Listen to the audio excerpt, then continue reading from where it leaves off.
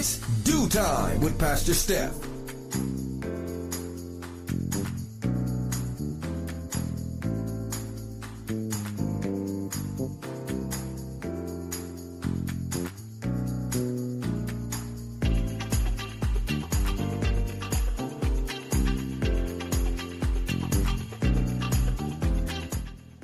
Good morning, good morning, good morning. Rise and shine. You're on with this Due Time with Pastor Steph. How are you this morning? That's what I like to hear. That's what I like to hear. For this is the day the Lord has made. Let us rejoice and be glad in it. So, where were you all week? Oh, we started off the week shaking the Monday morning blues with the Due Time crew. And we got to talking about this teacher who was so high on cocaine during school hours that when she suddenly left the classroom and the student followed her, she thought the student was her dog. Yes. And boy, it got us to talking about substitute teachers, because that's what she was. Substitute teachers and the responsibilities of substitute teachers, and should they know the curriculum in advance, and how much of the curriculum do they know in advance, and do they even know the subject that they're substituting for? Because we've been told that, hey, they get up in that classroom and they're substituting for a math teacher and they have no idea of what is going on. So, the other question is, well, you're a substitute. How much should you know? How much should you even be expected to know? What's the real expectation of the substitute teachers? And she fell down on the job. She fell down on the job. Should she go to jail? Should she just lose her job? What should be actually going on with her? What should they do with her? Well, we did feel, well, at least some of us felt that she needed to go to jail, because when she brought those drugs into the school and she got high, so high, that those children were left really uncovered. Anything could have happened to any one of those children in her care. And I'm sorry, she just can't fall down on the job like that. No, absolutely not. Well, let's talk about it. Tuesday rolled around and we got to talking about the things that we just don't tolerate anymore. We didn't just got a little too old to be tolerating this thing here. And a whole lot of church stuff, because it's church folk day, came up. Why are we waiting so long to start? We're late, and then we're so late, a half hour late. Now they rushing. Why are they rushing?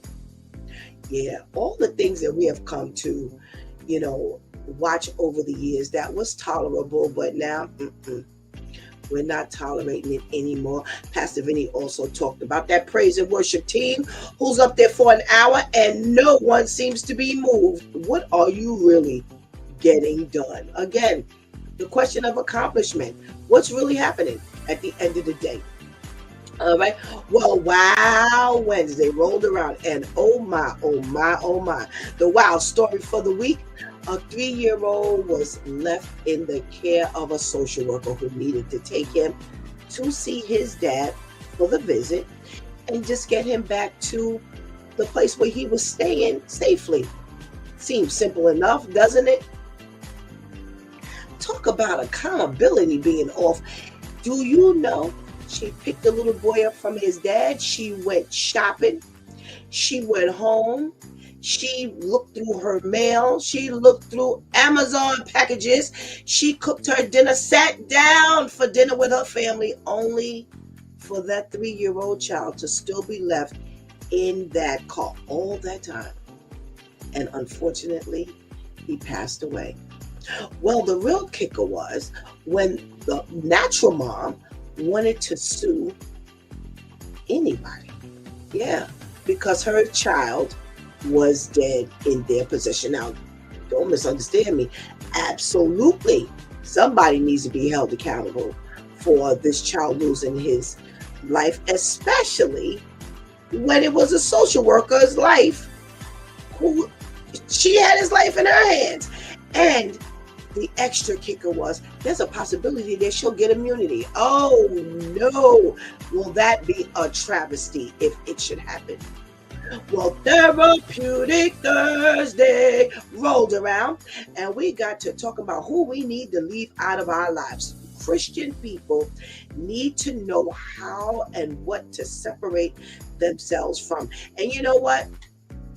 The scammer and schemer came up, the troublemakers came up. Yes. And here's the thing that I love. Did I not get 2 phone calls yesterday saying, Pastor Steph, that conversation was right on point? Yes, because I've been struggling with, feeling bad because I want to separate myself because I don't see anything happening over there. And it's not that I'm being judgmental. It's not that, I think I'm better than, but I just feel like I just don't need to be around that. And I said, listen, let me tell you something, and I'm going to say this again. When God is moving us to be cognizant of things and you become convicted, that's a blessing. Okay? Because God is going to call our attention to a whole lot of things. But by nature, we're going to ignore them because the flesh and the spirit always wants to be satisfied. It always wants to feel good. So most times we'll go with the things that help us to feel good. So if you are being convicted by the Lord to change anything, whether it's change a job, change a place where you're living, change the grocery store, whatever it is, if God is moving you to make a shift, then go about your business because you're listening to God. You're taking in what God is giving you. So baby, believe me when I tell you, it's a blessing to not only get that from God, but to be able to pick it up. So, take it and run, okay? Run, and don't look back, okay? Well, that's how we spent our week here on It's Due Time with Pastor Steph, and it is Freestyle Friday, and we get to do whatever we want to do over here. We'll talk to the men is generally what we do, and believe me, they're going to be on deck today, and I don't know what they're coming up with because I got some stuff to talk about. And you know those men, the due time men, sometimes you got to wonder, even in the Lord. Well, listen, it's about that time to get this party started. Go ahead and get that healthy breakfast. Go ahead and tell somebody, anybody, everybody that It's Due Time with Pastor Steph is on. And whatever you do, don't go anywhere because we will be.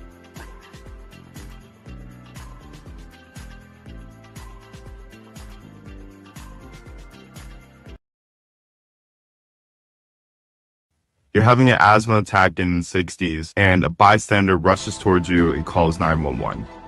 And instead of trained medics, a hearse pulls up. Before 1967, that was the reality in many cities. In the 60s, emergency medical services were unorganized, non-existent, or inconsistent. And that meant if you're black, poor, or in a crisis, you might not make it to the hospital alive. It was often just a matter of luck.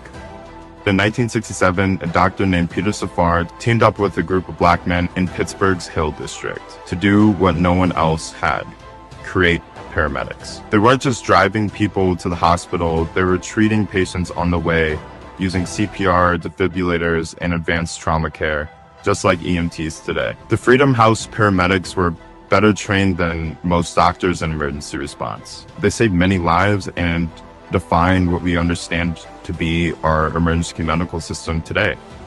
But in 1975, the city shut them down, replacing them with an all-white paramedic corps and erasing their contributions. Most were not even hired into the new EMS system. Freedom House paved the way for every ambulance, every EMT, every 911.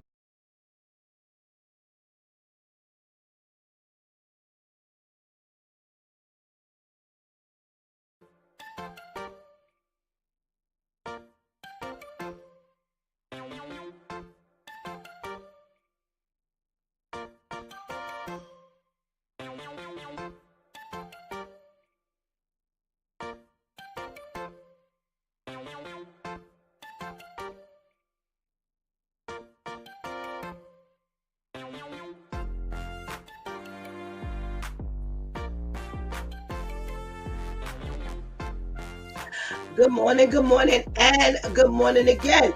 Welcome back to Due Time with Pastor Steph. And it is Freestyle Friday. Woo, we made it, y'all. By the grace of God, we made it to the end of the week. Woo, I don't know about y'all, but I am glad. I am happy. I could take a nap today. And I got at least a day's break. At least a day's break. So make sure you have shouted out in the chat room if you're in the room, because I'm ready to say good morning. Good morning, Kenny. Thank you so much for joining us today. Good morning, Miss Charlene. Always good to see you. Trust me when I tell you, I love to see when you say good morning, Miss Charlene. I do. You make me feel so good.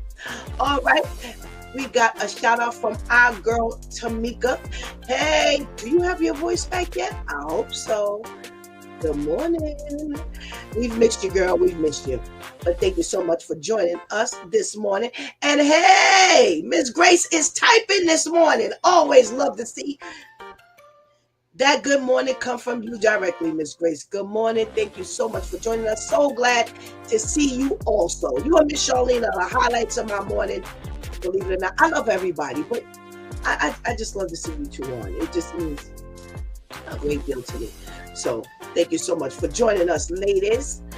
And we got to give a shout out to the... Oh, wait a minute. Who just popped up on the screen? Hello, Your Highness. Good morning, Terrence.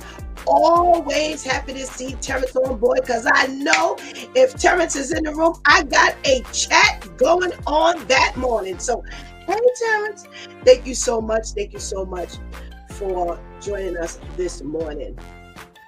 We got to give a shout out to the ladies that hold us down in the background. Let's say good morning to Shantice.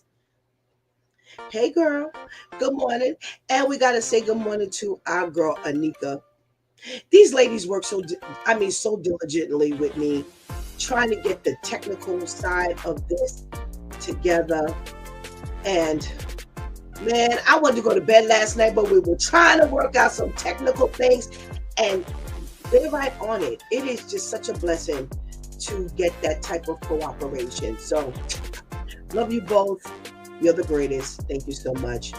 Tamika says, I'm still living in silence. Well, not whether you're living in silence. Is Brother Al living in silence?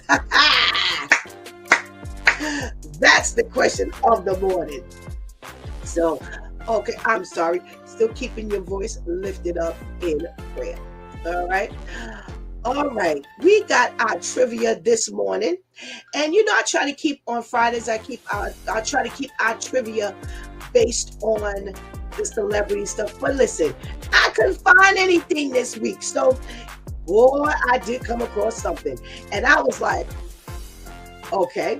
So we've got these cheaters, okay, who were served some smoke from the people they cheated on. And man, I only started off with the first two, because I was like, let me see what this says. But baby, if you've given it up to someone who has cheated on you, put it in the chat room. I want to know. I definitely want to know. Somebody says we were married for 26 plus years, and after he cheated several times, I discovered he was cheating again and planning to leave with a woman he dated a year in high school. I confronted him, and when he left to move to Florida, I poured tuna fish oil in his brand new sports car he was hauling down. Then I FedExed a recording of us having sex with definitive proof that it was recent to her house while he was on the way there. I had his debit card canceled. I removed him from the checking account. Oh my. Oh, and the icing on the cake, I had gotten into his computer and copied his class reunion list, and the night it happened, I sent everyone emails detailing the affair, because I'd found out that he lied and said they'd reconnected after the divorce, not while still happily married. Wow.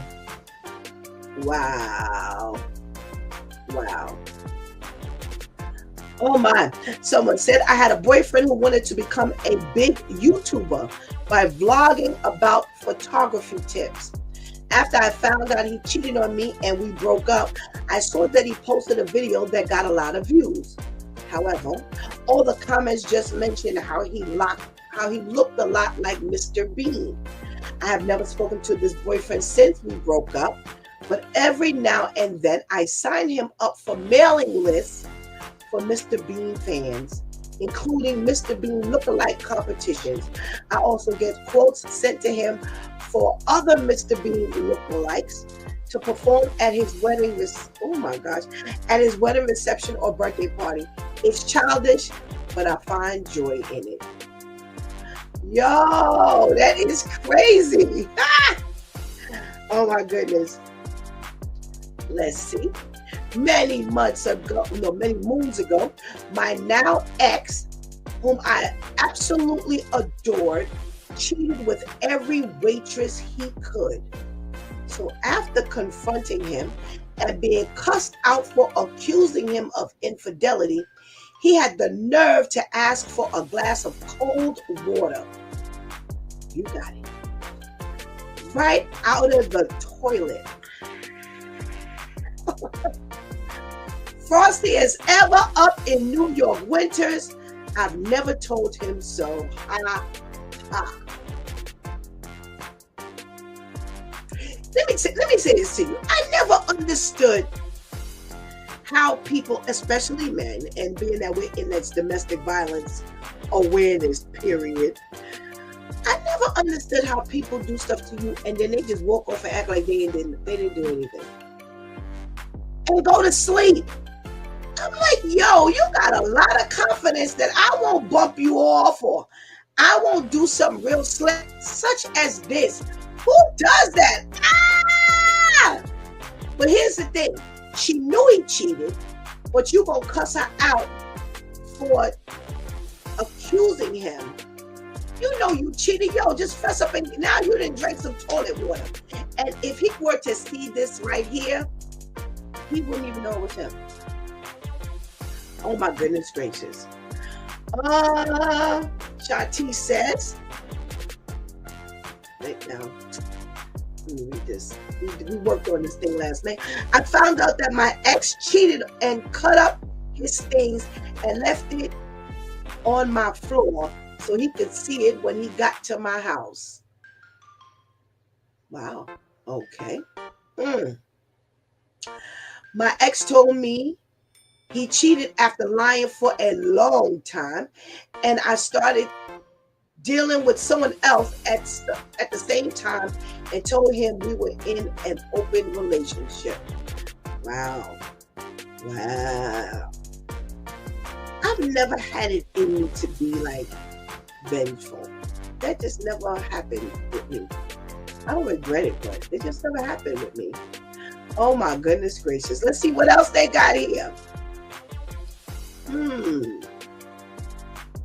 I had a feeling something was awry in my relationship after a past escapade my husband had that we had worked through. I hacked his phone and email and discovered my husband of 25 years was using his time at work to chat with several people, scroll porn, and make arrangements for hookups. I let it ride for weeks and compiled a detailed list of his work hours at the time he spent not on task during said work hours. Oh, I hope this is not going where I think it's going. He worked for a data center for a well-known social media site. I posted all of his conduct over a month period to every one of his coworkers by opening his work email and selecting every member of the company to share his exploits with. He was fired that day.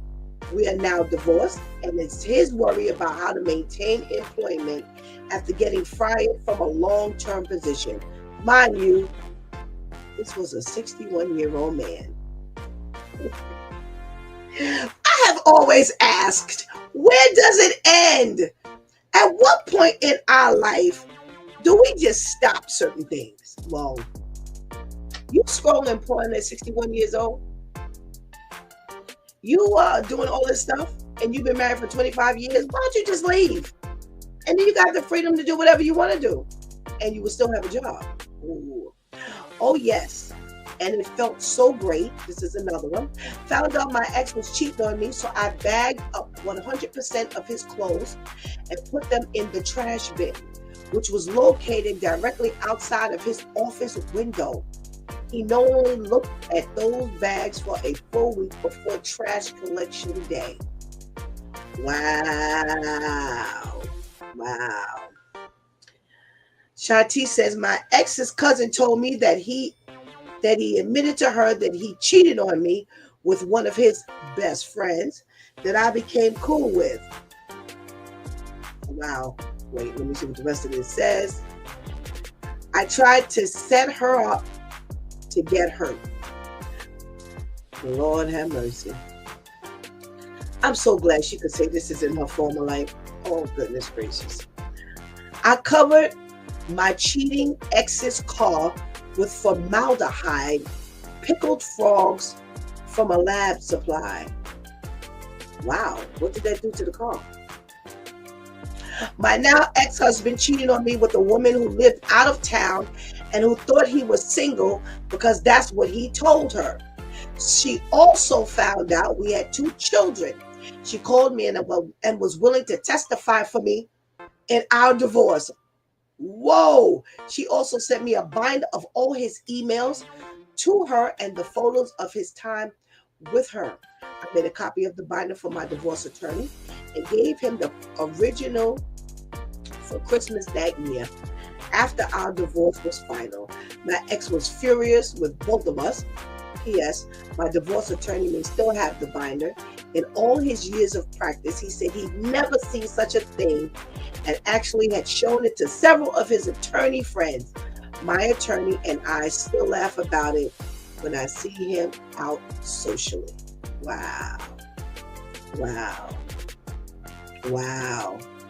A friend's sister found out her hubby was cheating. She didn't let him know she knew, but before she kicked him to the curb, she used his I don't even want to finish reading this. She used his toothbrush to clean herself back and front down below and only rinsed it off. Oh my God. His Listerine bottle was low, so she So she filled it with pee. There was other stuff with preparation H and liquid shoe polish. Oh my gosh. Wow. Wow. Wow. Oh, wow. Wow. Wow. Oh my gosh. Oh, okay. I'm gonna put a pin right there. Oh my gosh. Talk about revenge. Oh. I gotta recover from that one. Y'all. All righty. Let's talk about some celebrity news. It's Friday, and that's what we do here. All righty. Well, we were given the news that D'Angelo passed away from pancreatic cancer this week. And most of us didn't even know he was sick. So it came as a complete shock to most people. Yeah, because Angie Stone just passed away months ago and they have a shared child. And who knew that when he lost his mother, that he was also losing his dad? But why we're talking about that is because they're saying that they're hoping that this draws a special attention to the pancreatic cancer issue for Black men. And they're saying that pancreatic cancer is really, really difficult to detect in its early stages. And most times the prognosis is really not good.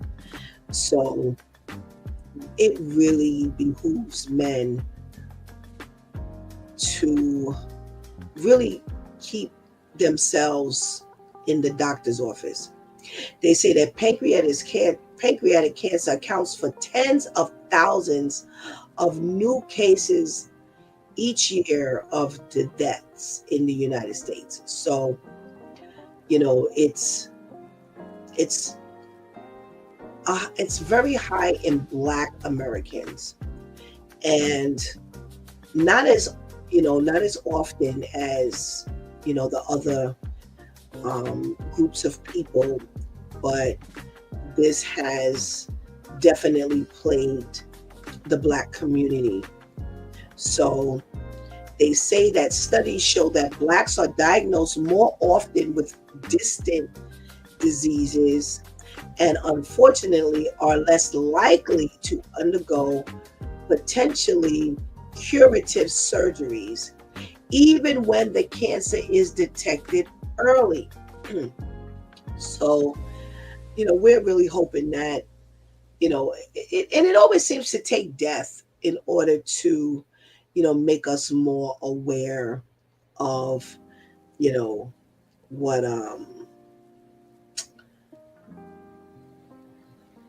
what we need to be paying attention to. Really, really, really, we need to definitely let all of these become a stamp in, what we pay attention to. So shout out to the family of D'Angelo. Shout out to the family, because again, such as the son who just got finished losing mom, and now he's lost mom and dad in a short period of time. And they put out a list of the different celebrities that have died from pancreatic cancer. And some of them I knew had died from cancer, but didn't realize it was pancreatic cancer. They are saying Patrick Swayze passed away of pancreatic cancer. And I don't know who saw Patrick Swayze in his last couple of days, but boy, he looked really like he had suffered greatly. And we all know Patrick Swayze from Dirty Dancing. All right. Michael Landon. And we know Michael Landon from Little House on the Prairie and what's the Highway to Heaven? He passed away from pancreatic cancer as well. Alan Rickman. Now, I know his face, but they say that he was the one who played Harry Potter. And he passed away at 69 from pancreatic cancer. Charlotte Rae.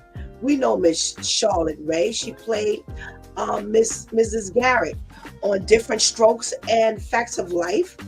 They say she passed away at 92. Pancreatic and bone cancer.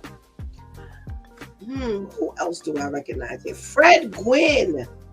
We all know Fred Gwynn if we knew the Munsters. Remember that? Well, at 66 years old, he passed away from pancreatic cancer. We have several people here that I recognize, but I don't know if you'll recognize them if I say the name. Aretha Franklin. Yes, she died from pancreatic tumor, which is, they say, a rarer form of the disease. Wow. And again, D'Angelo at 51, who just passed away. And they said it was a private battle. Nobody knew, not really, very few people knew about his battle with this cancer. Luciano Pavarotti, for those of us who are older, who know opera, he passed away from pancreatic tumor. And we have a Sharon Jones back in 2016 who passed away. She was a soul and funk singer, they say. Dizzy Gillespie. Wow, I didn't realize that he passed away from pancreatic cancer. Alex Trebek. Wow, I didn't realize that that's what got him. Stage 4 of pancreatic cancer. Stage 4. Steve Jobs. Now, Steve Jobs was the co-founder of Apple, who died from pancreatic tumor. Jerry Springer. Wow, I didn't know that. He passed away from pancreatic cancer as well. Ruth Ginsburg. We've heard of Ruth Ginsburg, the Supreme Court Justice. She passed away from metastatic pancreatic cancer. And who else do we recognize? There's a Gene Upshaw. You know his face if you were to see it. He played for the Oakland Raiders. He died, they say, just 3 days after diagnosis. Wow. Wow. Whoa. All right, let's see if we recognize any more of these celebrities. I'm not seeing anyone else here that I could even tell you about, but you know, some of those, as we know, they were not African American, but they say that it is definitely prevalent in our community. All righty. What else? All right. Those of us who love Family Matters. Darius McCrary. Now, this is not the first time I've even heard of him getting in trouble with the law. But even more sadly, he is again in trouble with the law over child support payments. Now, they say quite some years ago, he didn't pay his child support, and that was back in 2015, and he had to pay $5,500. They arrested him in Michigan. They put him in jail in Michigan for $5,500 worth of child support payments. 4 years later, in 2019, they did get a divorce, and she was granted the custody of their child. Now, he ended up at one point, I saw another where he's like in the 5-digit category, and I mean the high 5 digits, where he owes child support now. Well, they arrested him this time because not only does he owe child support, he did not appear in court. And I brought this up because when I look at this thing here, you know, he did not appear because he was sick, and they sent it to a P.O. box, and he didn't get the notice to appear. And I'm like, come on, somebody else done ran that already. They didn't use, it went to a P.O. box. Listen, they tell you in certain instances, they tell you don't send us no P.O. box, do not give us a P.O. box, because that's not reliable. If you don't go check it, then you don't get it opposed to it coming to your house. Now, here's why he makes this even look worse, because he claimed that he was suffering with COVID. So he got a doctor's note to give to the judge to explain his condition and as to why he couldn't get to the P.O. box and why he couldn't get to court. So come on. You're too old for this. You are way too old for this. Okay? What else are we talking about here? All right, for those of us who loved, what was the name of that movie? Love Jones. Now, we've talked here on His Due Time about Nia Long and Lorenz Tate getting back together to do some work, you know, for Hollywood and for entertainment. And they did some commercials. Remember a couple of years ago, they did commercials and people were talking about it negatively for whatever the reason was. Well, now they have signed on, and it's been signed off, that they will do a Netflix love story. And it's going to be based around Maxwell's, what's his, Urban Hang Suite. Yes. Remember, that was the name of his first CD that came out. Maxwell's Urban Hang Suite. And that was recorded between 1994 and 1995 and was released in 1996. Now, here's the thing. The story is actually following the storyline of the CD. Now, I didn't realize that the CD was written from Maxwell's personal experience. So they say it goes from like his real life love story, from this passionate romantic beginning straight out to its heart-wrenching end. Now, I have the CD. Now, this makes me want to go back and listen. I got to listen to the CD now from the beginning to the end, because there are several cuts on it that I do like. Don't Ever Wonder was the release. That was the big release from that particular CD, which launched his career in singing. And wasn't that the same one, Till the Cops Come Knocking? I think that comes from off of there as well. Do a Little Something Something was on there as well. I've got to listen to it, because this particular story and romance story is going to be directed by Eugene Ash, who did Sylvie's Love. Now, I don't know how many of you watched Sylvie's Love, but that was pretty decent. That was pretty decent. I think I watched it on Prime, on Prime, and this is a few years ago. And they're bringing him over to actually work on this project. But again, it's supposed to follow the story of the CD. So I am so interested in. I now got to listen to the CD so that when this movie comes out, we can follow what they'll be doing. And they're saying that this is executively produced by Maxwell, John D. Hammond, Neil Long, and Lorenz Tate. So they're a part of that also. And they're looking forward to it. They're really looking forward to working together. Now, here's another thing that I don't know, I kind of glanced over it at one point, but I didn't realize that the two of them are going to be working on an upcoming biopic called Michael, and that's the story of Michael Jackson. And Neil Long is going to be playing Katherine Jackson, and Lorenz Tate is going to be playing Berry Gordy.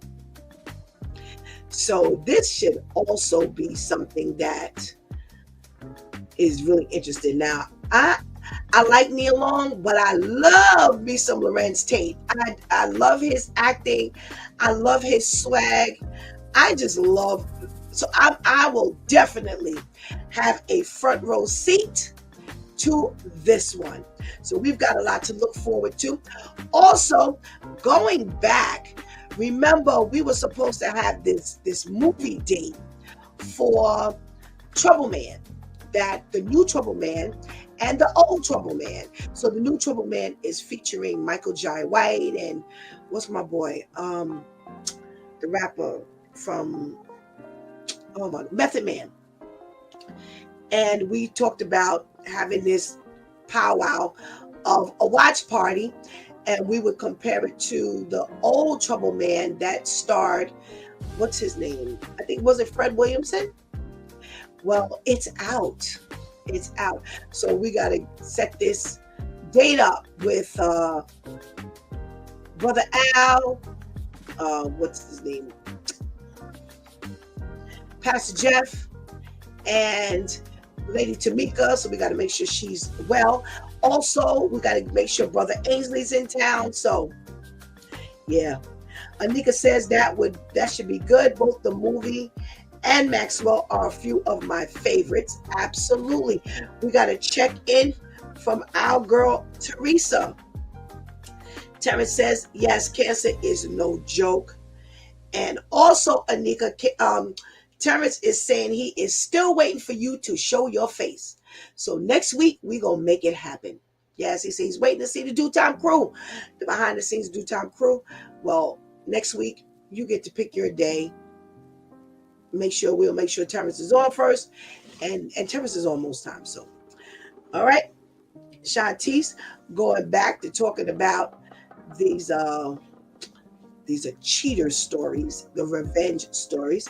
Yes, the Bible says we should not do evil for evil. Anika says, talk about a woman scorned. Yeah, this was treacherous. That was a treacherous movement there. Hey, good morning, Pastor Kim. Thank you so much for joining us. And we hope that you're doing well this morning. All righty.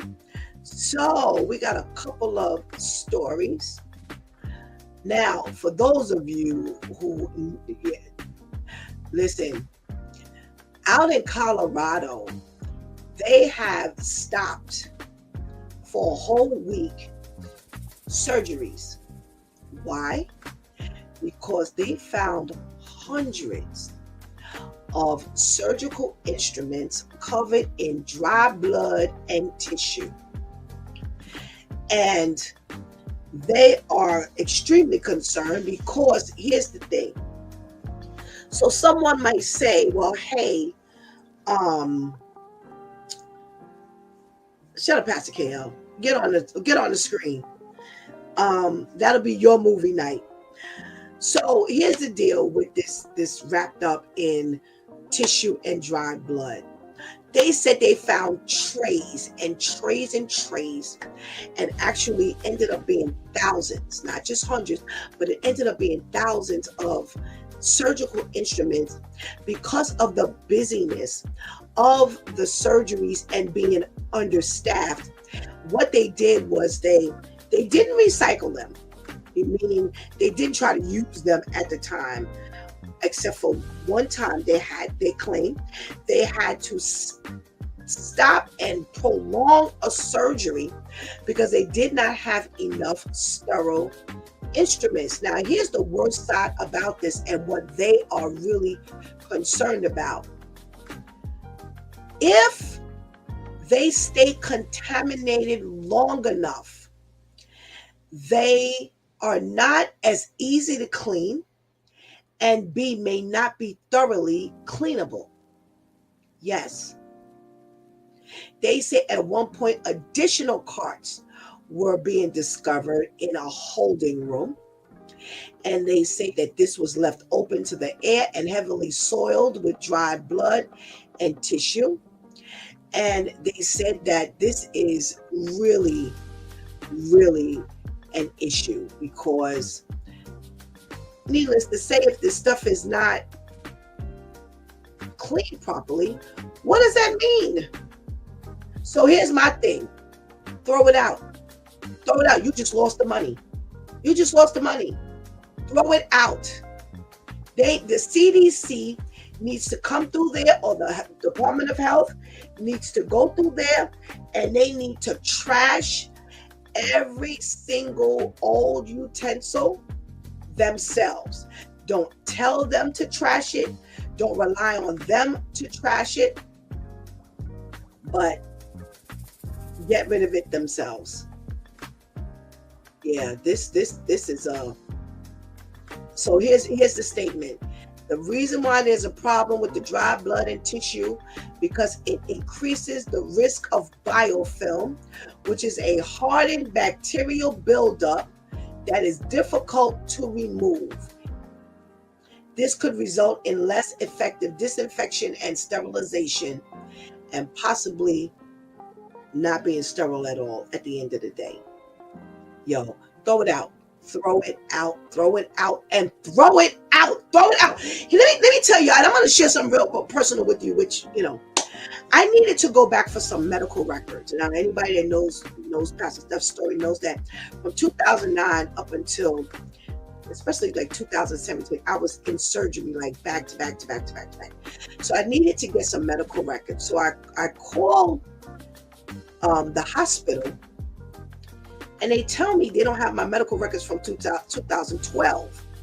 Now, at this point, it's now 2000, maybe 2020. So you're talking about 8 years. All right. And we all know that years ago, they used to just put it on microfiche, and that was like a film, but it was very small because that way it could be archived and pulled up when you need it, but it didn't take up a lot of space. So I called the doctor's office and I'm like, where are my records from 2012? Do you have records? And she was like, no, Miss Griffin, we only got records from 2013. Like, what are you talking about? I said, I've been getting surgery since 2000 with this particular doctor since 2011. Do you know that when I did the full research, the health department had come through the hospital and had purged all the medical records from 2012 back? Who does that? It was only 2020. Now, why am I sharing this with you? If y'all could purge medical records, you could surely purge this nasty stuff here. You can get rid. Don't even try to clean it at this time. Forget it. It's done. It's gone. It's going to be cheaper to just go ahead and buy new surgical equipment than to get the lawsuits, because it ain't going to be just one person. It's going to be multiple. So by the time they finish wiping you out from the lawsuits, you do better trashing that or forwarding your surgeries to another facility until you get your surgical equipment back up and to the point where it needs to be, and call it a day. Because they've had a whole week. They shut them down for a whole week because they didn't like the fact that they didn't have, they had all of this stuff sitting over on the side. No, if you're saying that this is a risk of this biofilm, then throw it all out and save everybody the problem later. Dumb, and dumb. Dumb. This is dumb, and it's so unsafe and unhealthy. Oh my goodness gracious. What time is it? Is it time for my due time crew? All right, before we go any further, let me see what's going on here with my due time crew. Oh, I'm loaded here. I'm loaded here. All right, you know what? Let me get my due time crew on. I'm loaded here. I'm looking at a bunch of men who are waiting to get on. So I know Brother Al was the first one on. So come on, Brother Al. Top of the morning, chop of the morning. Good morning, and good morning. All right, Brother Al. So you know what? I want to talk about a couple of things here. I want to talk about this issue with Darius McCrary, who is always in trouble with child support. In 2015 and 2019, and here it is again. I don't know how many children he has, but definitely there's one child that he has this child support issue with. But should they lock him up for unpaid child support? I would say yes, because you keep doing the same thing. So that means you have not learned your lessons, bro. I've been there. I know what you're talking. You gotta. It's something that you're not gonna get away with, and you should want to take care of your child. So you keep doing the same thing. So, all right, the next step is you to go see Bubba. Maybe Bubba can convince you to then pay for your children. All righty. I'm curious as to what your brothers are gonna say here regarding this unpaid child support. And again, you keep coming up with the same thing. And this has been years of this. This has been years of 2015, 2019. Here it is, 2025. They say that his complaint was he did not get the mail because it went to a P.O. box, and he was suffering with COVID. So he got a doctor's note to give to the judge. Like he was on a job. Okay. I was out for 3 days. Let me give you a doctor. Okay. I'm like, stop. Oh my goodness. Child support is illegal. Oh wow. Let's get your brothers on. Let's see what they got to say before I move on to my next story. Where's Brother Ainsley at? Hey. Good morning, Brother Ainsley. Good morning. Good morning. Good morning. Morning, brother. Morning, brother.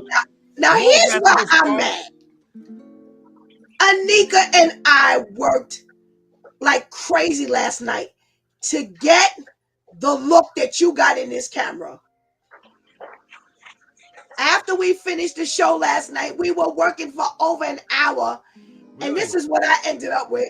And that's what you ended up with. Anika, I'm mad now because Ainsley is showing up with what we wanted. Okay, you have to come to New York and help us get it done. We'll do what? The whole picture of your head, and because I wanted to show my shirts. Oh, I okay. wear my shirts every day, and I gotta wanted show you how show to my do that. shirts, I but gotta I show you how couldn't to get do it that. on.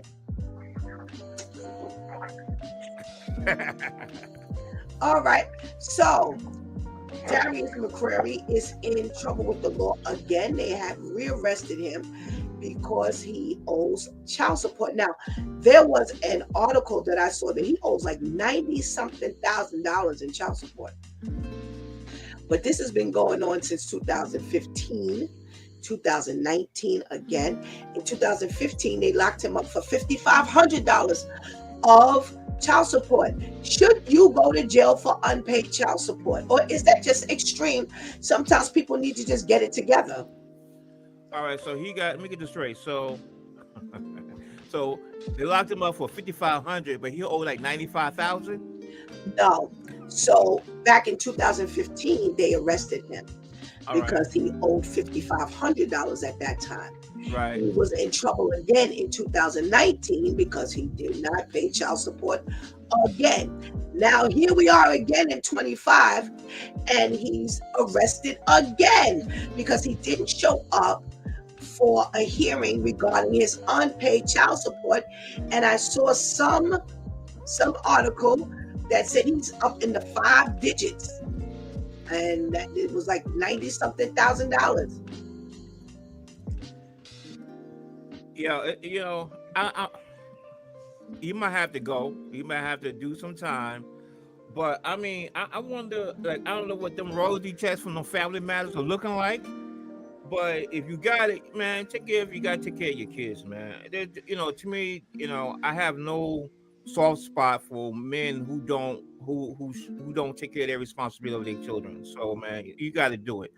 Now, particularly if you got money coming in, I mean, you're just being outright disgusting, really. And particularly if you have it. But, and I know there's something online that they've been saying that child support is really illegal, the whole process and stuff like that. You don't have to pay, men don't have to really pay it. There's certain things you can say, you can do. It's really part of the system, and all like that. There may be some truth in it, but your responsibility as a man is to take care of your children. Period. All right. So, wait. So hold on. Is that what Terrence was saying? Because I thought I took that for something else. So they're literally saying that child support is illegal? Yeah, there's a man, who fought it. Because oftentimes, man, we get the shaft when it comes down going to child support and the courts and stuff like that, and it's always lopsided, even when being unbiased is lopsided. And there's been I looked at a couple of the cases where they try to prove it, and to me it does have some merit. There does have some merit to it, because there's been incidents where even the woman says, listen, I want to end I don't want the child support. Say the man, he's there, he's survived, and they're like, no, we still want they still want to impose it. Even the woman saying no, he's already taking care of the child already, but the systems, they still want to put the man go through the ringer with it. So there are instances, and there to me there is, it's merit. It's meritorious, some things about it. So, there is some merit to that. But as far as this guy, I mean, he's a repeat deadbeat. So wait a minute. The only, what? Before I do that, let me get Pastor Jeff on and see how he feels about the child support and then I'm going to ask you guys a question. Instead of Pastor KL typing in the chat room, he needs to be on his screen. Hey, Pastor Jeff. Hey, how you doing? Good morning. Good morning. How are you? Good morning. I'm good. All right. Good. What say you about this Darius McCrary and this child support issue? You know, every few years he runs into this accumulation of funds that has not been paid, and they continue to arrest him. As small as 5,500 in 2015, but as high as like almost 5 digits right about now. What do you think about that? Well, I personally think that, he's a deadbeat. That's what my personal feelings. Just looking in his face, he just looked like a deadbeat, you know. But I back in the 80s, they had me paying $900 a month child support, and they end up locking me up saying I owe $40,000 in child support, and it was a whole scam of the system. My daughter's mother, I always took care of my kid. I never missed a beat. She took me to court because she knew she could, because I was marrying another girl. So she got angry, and then they just kept saying you got to pay this 17 or 19% plus child care costs and everything. They was tacking everything on, and I wasn't even making the money. And I tried to show the courts that didn't matter. They let that stuff keep clocking, and it got to the point where I couldn't even pay my own rent, couldn't pay my own car note, couldn't take care of myself.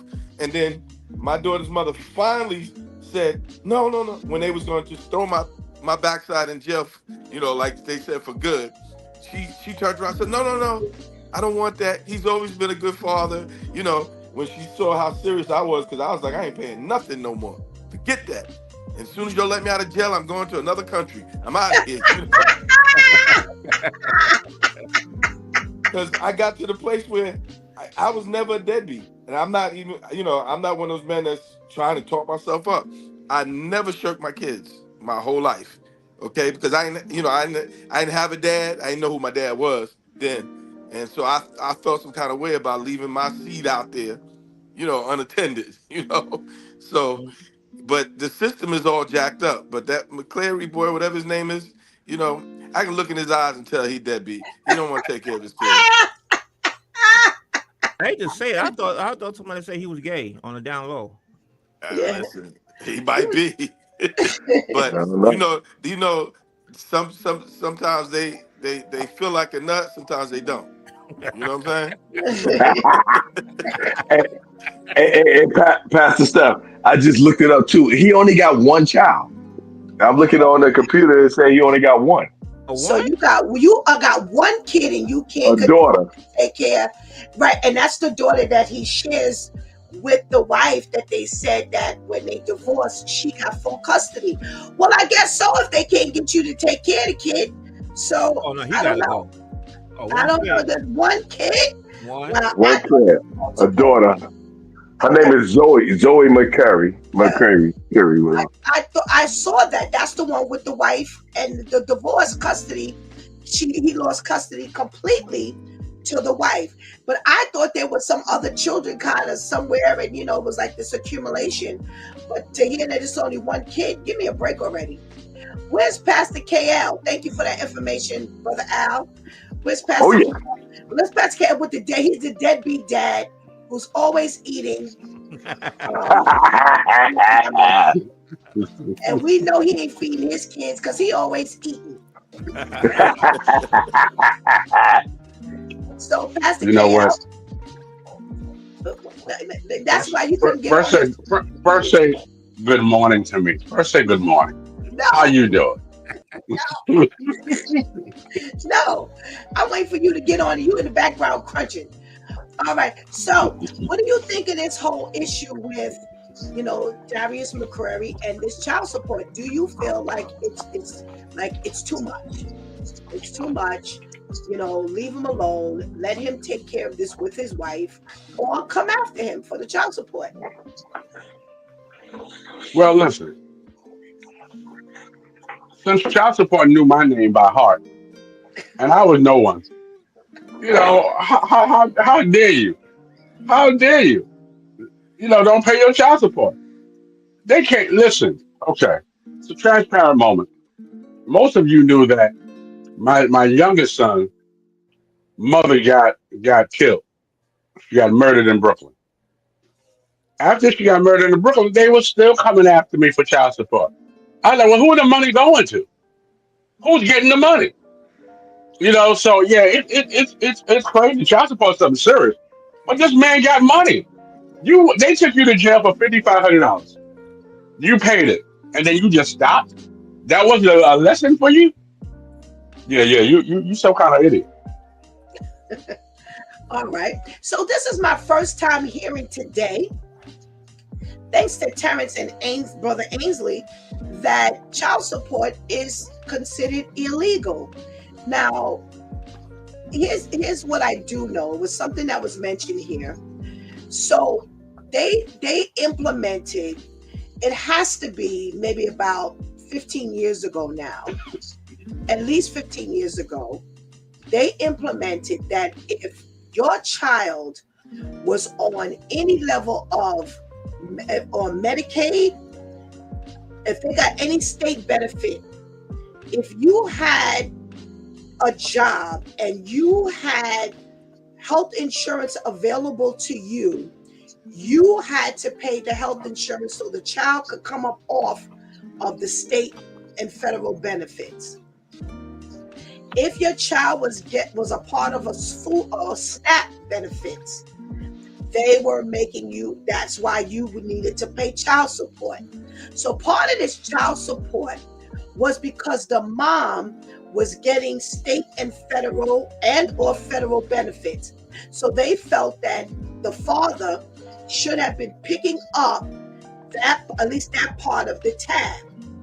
So I'm asking, what part of this child support is illegal? Who can answer that? Because I'm interested. What part of it would be illegal?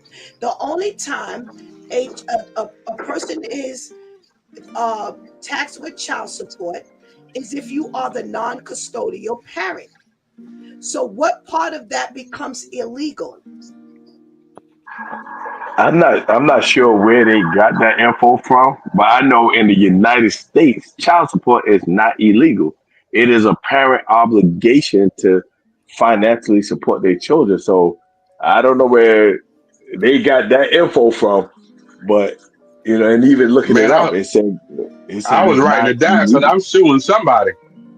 That's what I'm I'm writing it saying. down. I'm suing somebody. I need some because what I need some money back. because what I do know, Pastor Steph, you're telling the truth because the mother, my youngest son mother never came after me. The state came after me. You know what I'm Right. saying? So the mother didn't have nothing to do with it. The state came after me because she was collecting funds. Yes. And that was the same thing with me. That was the same thing with me as well. They came after me. They came after me when the mother was going through some hard times, and we lost contact. I didn't even know I had a child. So I got a phone call, and she was on public assistance, and they was like, "Hey, where the father at?" And I got a letter of the blue saying, "Bruh, you got a child." I'm like, "Where?" And they started taking child support. So I don't know where they get that info, but it's not illegal. I Yeah, don't Not in the United States. it's I the don't know. guys. I don't know how I came up on my feed, and it got he's been commenting on it, and because a lot of men get the shout going through child support, man. Oh, I gotta pay this, or instances like what Brother KL said,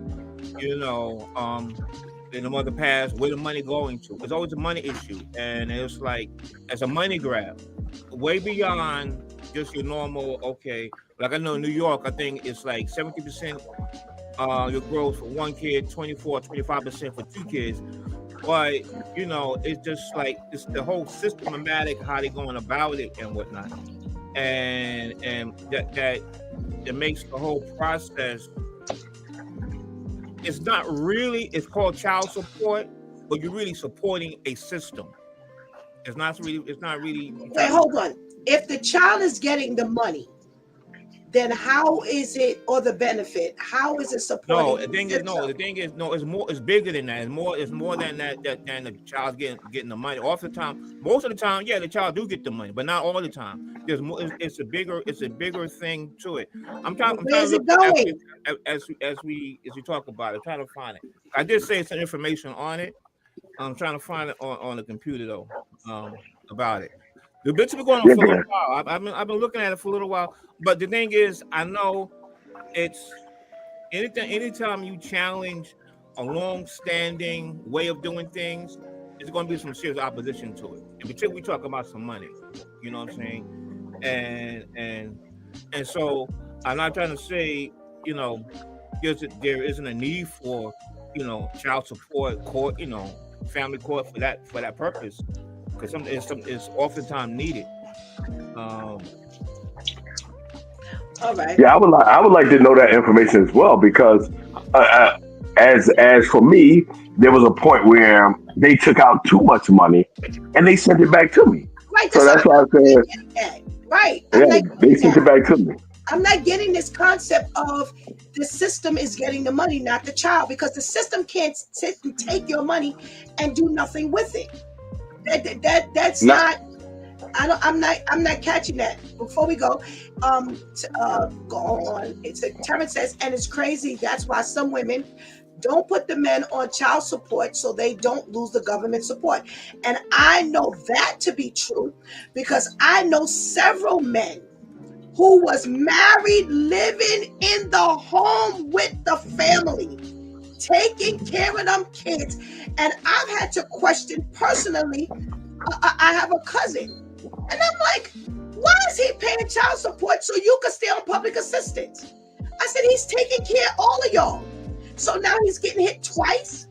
I don't need to be married to you. I'm gonna be honest.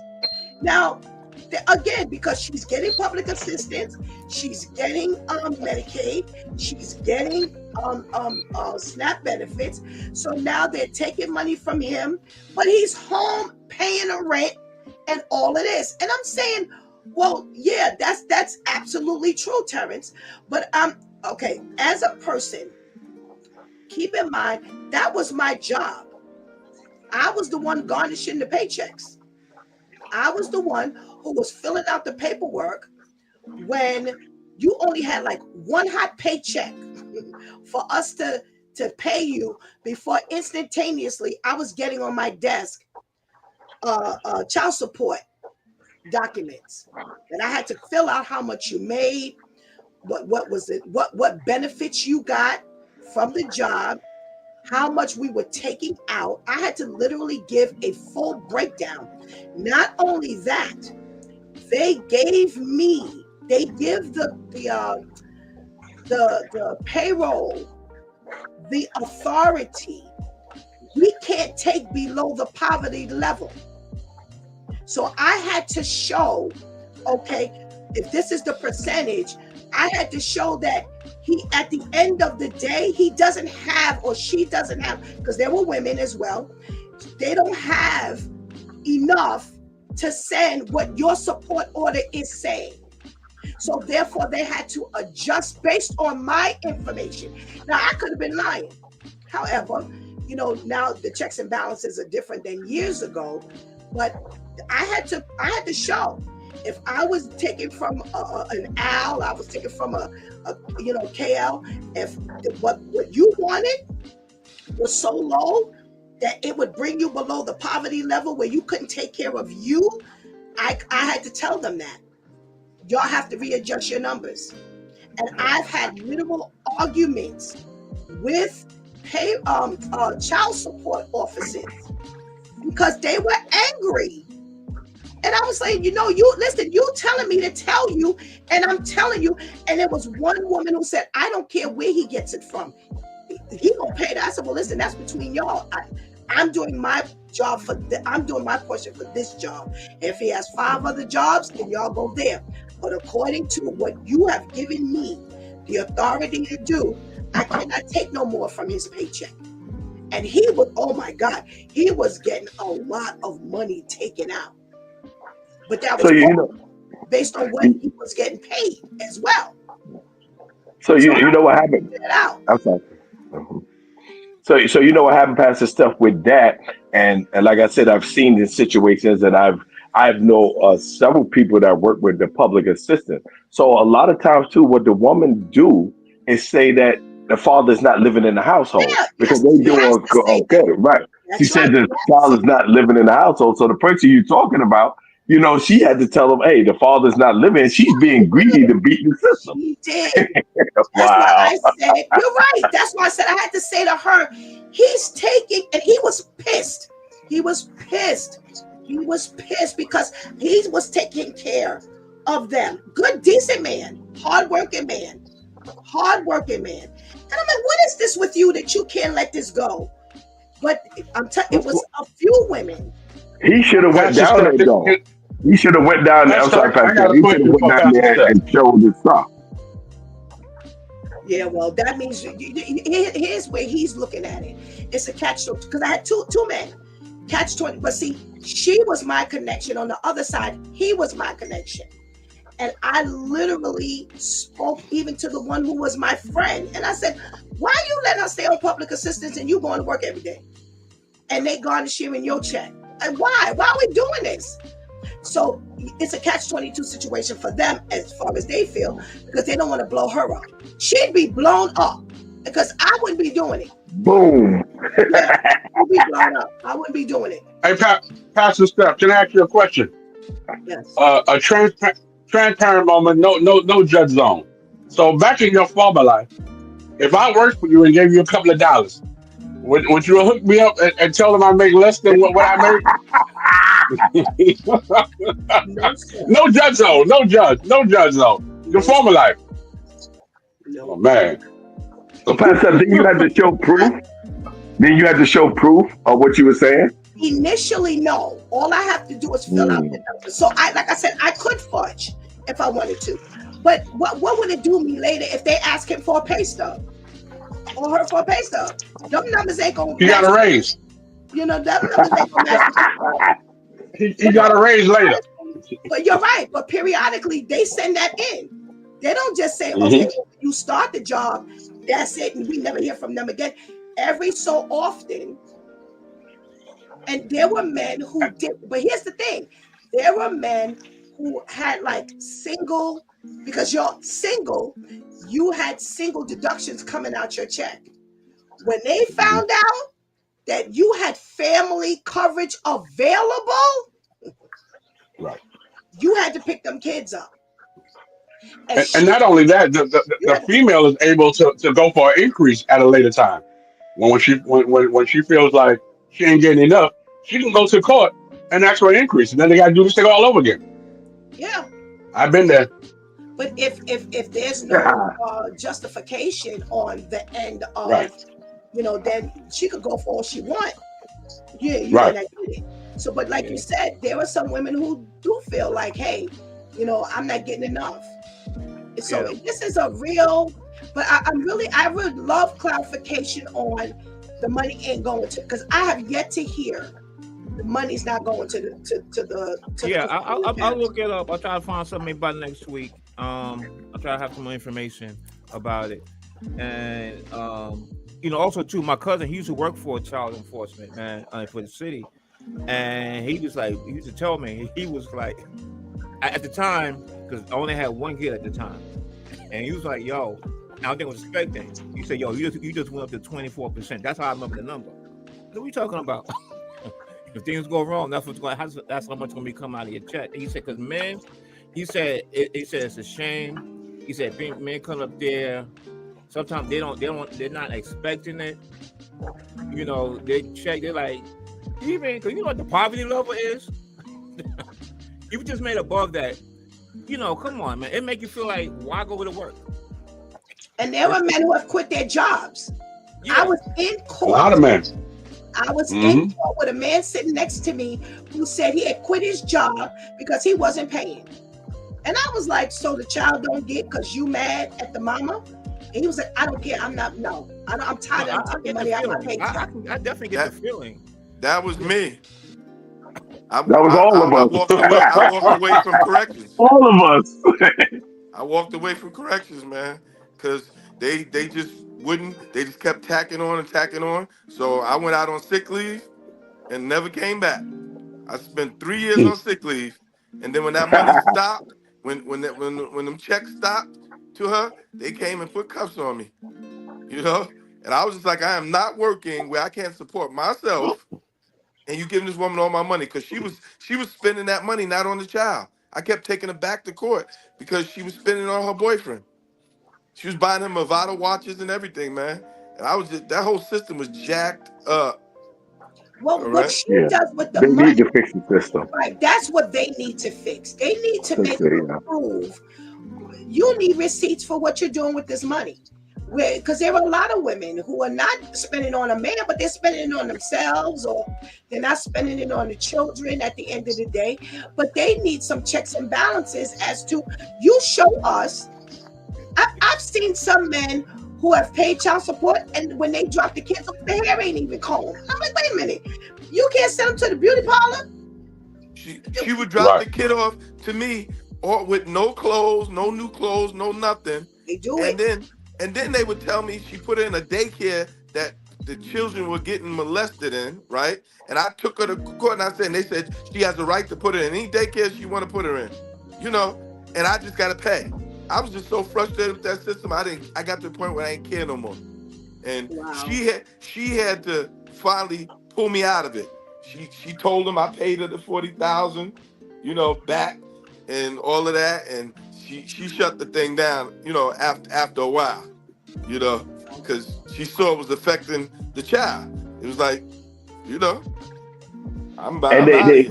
But and they really the need they sad part really about it. Go Great, ahead. Cam. Oh, they really need to fix the system because it's really, really unfair to men.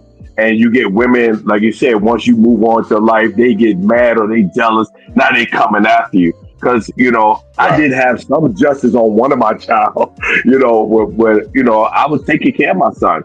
And the mother went to court, took me to court. And what was so crazy was I got tired of her. And I said, you know what? Let's just go to court. They can take what they need to take, so I don't even have to deal with you. I went down to the court system, and they said, "Oh, Mr. Bynum, you can't take her to court." I said, "Why not? I want to take it and get it done, so I don't have to deal with her because this argument all the time is affecting the child." They said, "No, you can't take her to court. You got to wait for her to take you." I'm like, "Wow!" And then when we get in the court, I had every because I figured she was up to something. I had every receipt of clothes that I bought. I mean, I went in there with a folder full. She told the judge he don't do nothing for this child. And I gave them the receipt, and the judge looked at the receipt and looked at her and was like, I'm seeing all these children pay. What do you mean you don't do nothing for the child? Then the judge looked at me and said, Mr. Bynum, would you show that you've been doing something, but we can't use this in court. It's considered a gift for the child. I'm like, wow, I just can't win. I just can't win. Wow. We got some stories now. We got some stories. And I'm sure you do, because you know what? Unfortunately, you're dealing with individuals on those benches. And Yeah, I they heard about that gift story. impose, Her man got to get caught out there. Man paying, like that, for years. Then it say, oh, and she claimed, I didn't get no child support. And you say, yeah, I have. But because it's one of those things, because they didn't go through their hands, it don't count. That's one of the situation, because the guy he got checks. He was sending money, $1,000 every month, for like 10 years or stuff like that. And then the mother said, "Oh, I want some more money," because he got, he moved on with his life. She get mad, and he said, "Now child support." He said, "What are you talking about? I've been paying. Here's the checks. I'm gonna pay all these thousands of dollars. Here it is. Oh, that was a gift. How it's do you give your unfortunate. child Yeah. a check every month?" Unfortunately, you're dealing with individuals, because Yeah. there are other times that I've heard that was the slam dunk for women or for men who had been sending money, and she claimed he wasn't, and they got to court and they was like, "Oh, excuse me, we have these. Is this not accurate?" And she was forced to say yes, and he was like, "Okay, well, he's already doing it. We're not going to impose anything on him." If he becomes negligent, No, but and I'm talking had about to in the tell case. her, "You are actually going to lose if you let us take it out as check, because he's giving you more than what we would impose. So be smart, take the money and walk off. But I'm not going to impose anything on him because he's already doing it. So at the end of the day, when it comes to the bench, it's who you're dealing with. It's not something Yep, global. yep, yep, yep. But that's how it worked for me. I had every receipt from Pampers, from onesies, from everything, and I brought it to the court. You know, I tell a story all the time. I've had my son since he was 3 months old. But what I wanted to say is that a lot of us, you know, I've had my son and my daughter. So a lot of us who are single fathers, we're not the one going to court trying to get child support from the mother. We're not the one doing that. You know, we're not beating the Mhm. court down and saying, "Hey, give me some money, give me some money." But it's these ratchet women, you know, and then they want to put up, well, you know, well, the child still need to be supported. Well, yeah, my child still need to be supported too. But I'm not going to try to kill you and destitute you. I know you ain't got no money. So Sound what we like doing? sound like you need some counseling, preacher. You know, you need to come to the office. Yeah, because like I said, it's just unfair. Even when my son mother went to court, I told the judge, I said, if he's so much a burden on her, because I pick him up every weekend. I said, if he's so much a burden, can we switch it? He can come live with me, and she pick him up on the weekend. I said, but I don't want no money from her. I just want to raise my child. And she sat there looking stupid. And there was a hockey player, just to show you the unfair. It was a hockey player. His wife cheated on him. He left her and they got a child together. The court ordered him to give her $10,000 a month. What's she doing? $10,000 a month? Yeah. Crazy. It's unfair. It's Fix not it. Fix it. true. No, that's okay. It's not a global thing. A lot of times it's up to who's on that bench to Yeah. impose and to sidestep and do whatever they feel they want to do. And we had to go to class directly with child support enforcement, with the New York State Child Support Enforcement. And I had to go 2 days while they gave us the standards. And what I was hearing later, and all these stories that I'm hearing later, didn't come from them. And they said there was like, on the bench they can trump some things, but we're calling you all as the payroll professionals so that we can give you the base of what, you know, the foundation of what you're going to be doing and how we're kind of revamping things and stuff like that. But again, it's whoever you get on that bench, you're going to be stuck with all of these crazy decisions, unfair, unjust. There Most of were the a bench is few unfair. women. How There they were. And do it. you're right. But you're so right about that, Pastor. Because again, you walk in that court, and you got a female judge, and Yup. she going through trying to get child That's support, right. You, she or smacked you. right, That's you done, or you walk in there, and you got a man, and he been shafted by them. It works in your favor. So it's that's just right. unfortunately, every time I walked in that court, I had a woman. I was like, oh, I here had we a go. woman too. Yep. See what I'm saying? I think How they about you, purposely Danielle? put women on the bench.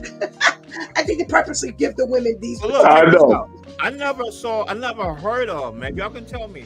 I never heard of not one guy, one man say, you know, I went to child support and I had a great judge. She was fair. Yeah, Yeah, it yeah, was fair. I never heard that yet. yeah. My I, my I female judge got mad at my daughter's mother for shutting it down. She was like, no, but by law, my daughter's mother said, no, I don't want him locked up. I know he's a good father. She after a while she shut that down and she got mad. She was trying to change her mind. yeah. It And then when becomes we went down to personal. child support, and my daughter's mother said he paid me the 40,000, right? They was like, does he got a gun to your head? Is he making you forcing you to do this? And they were just upset that I got her to clear me, you know? You know, unfortunately, it's because so many erroneous things do happen. You know, it may not be you guys, but there are things that happen. And unfortunately, now it sends them into, you know, these checks and balances. And I would be the first to say, whoever's on that bench, you're at their mercy. You're at their Oh mercy. yeah. I've had my own travesty, you know, and I'm like, yo, what are you doing? And what is this gonna? That ain't nothing, So I get it. It's whoever you got, and however they feeling about you, and whatever they've experienced or somebody in their family has gone through, you gonna get the brunt of it. Let me read these comments. Child support doesn't give the children all the money all the time. Some of that money stays in the system. There was a lot of lawsuits. Okay, hold on a second. Hold on.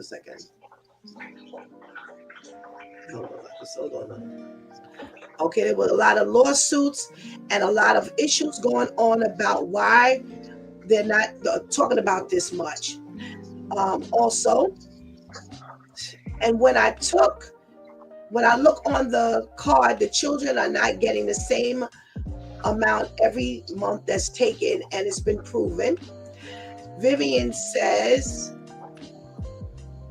that's crazy. I thought that was only if the father and mother were not together.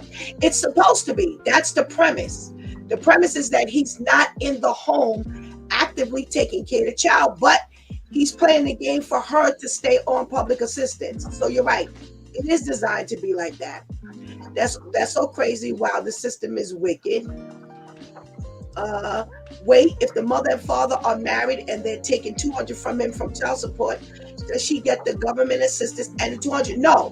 No, it's supplemented. They get the money, which is what Terrence might be talking about when he says they don't get the money. It is not, again, it's not global.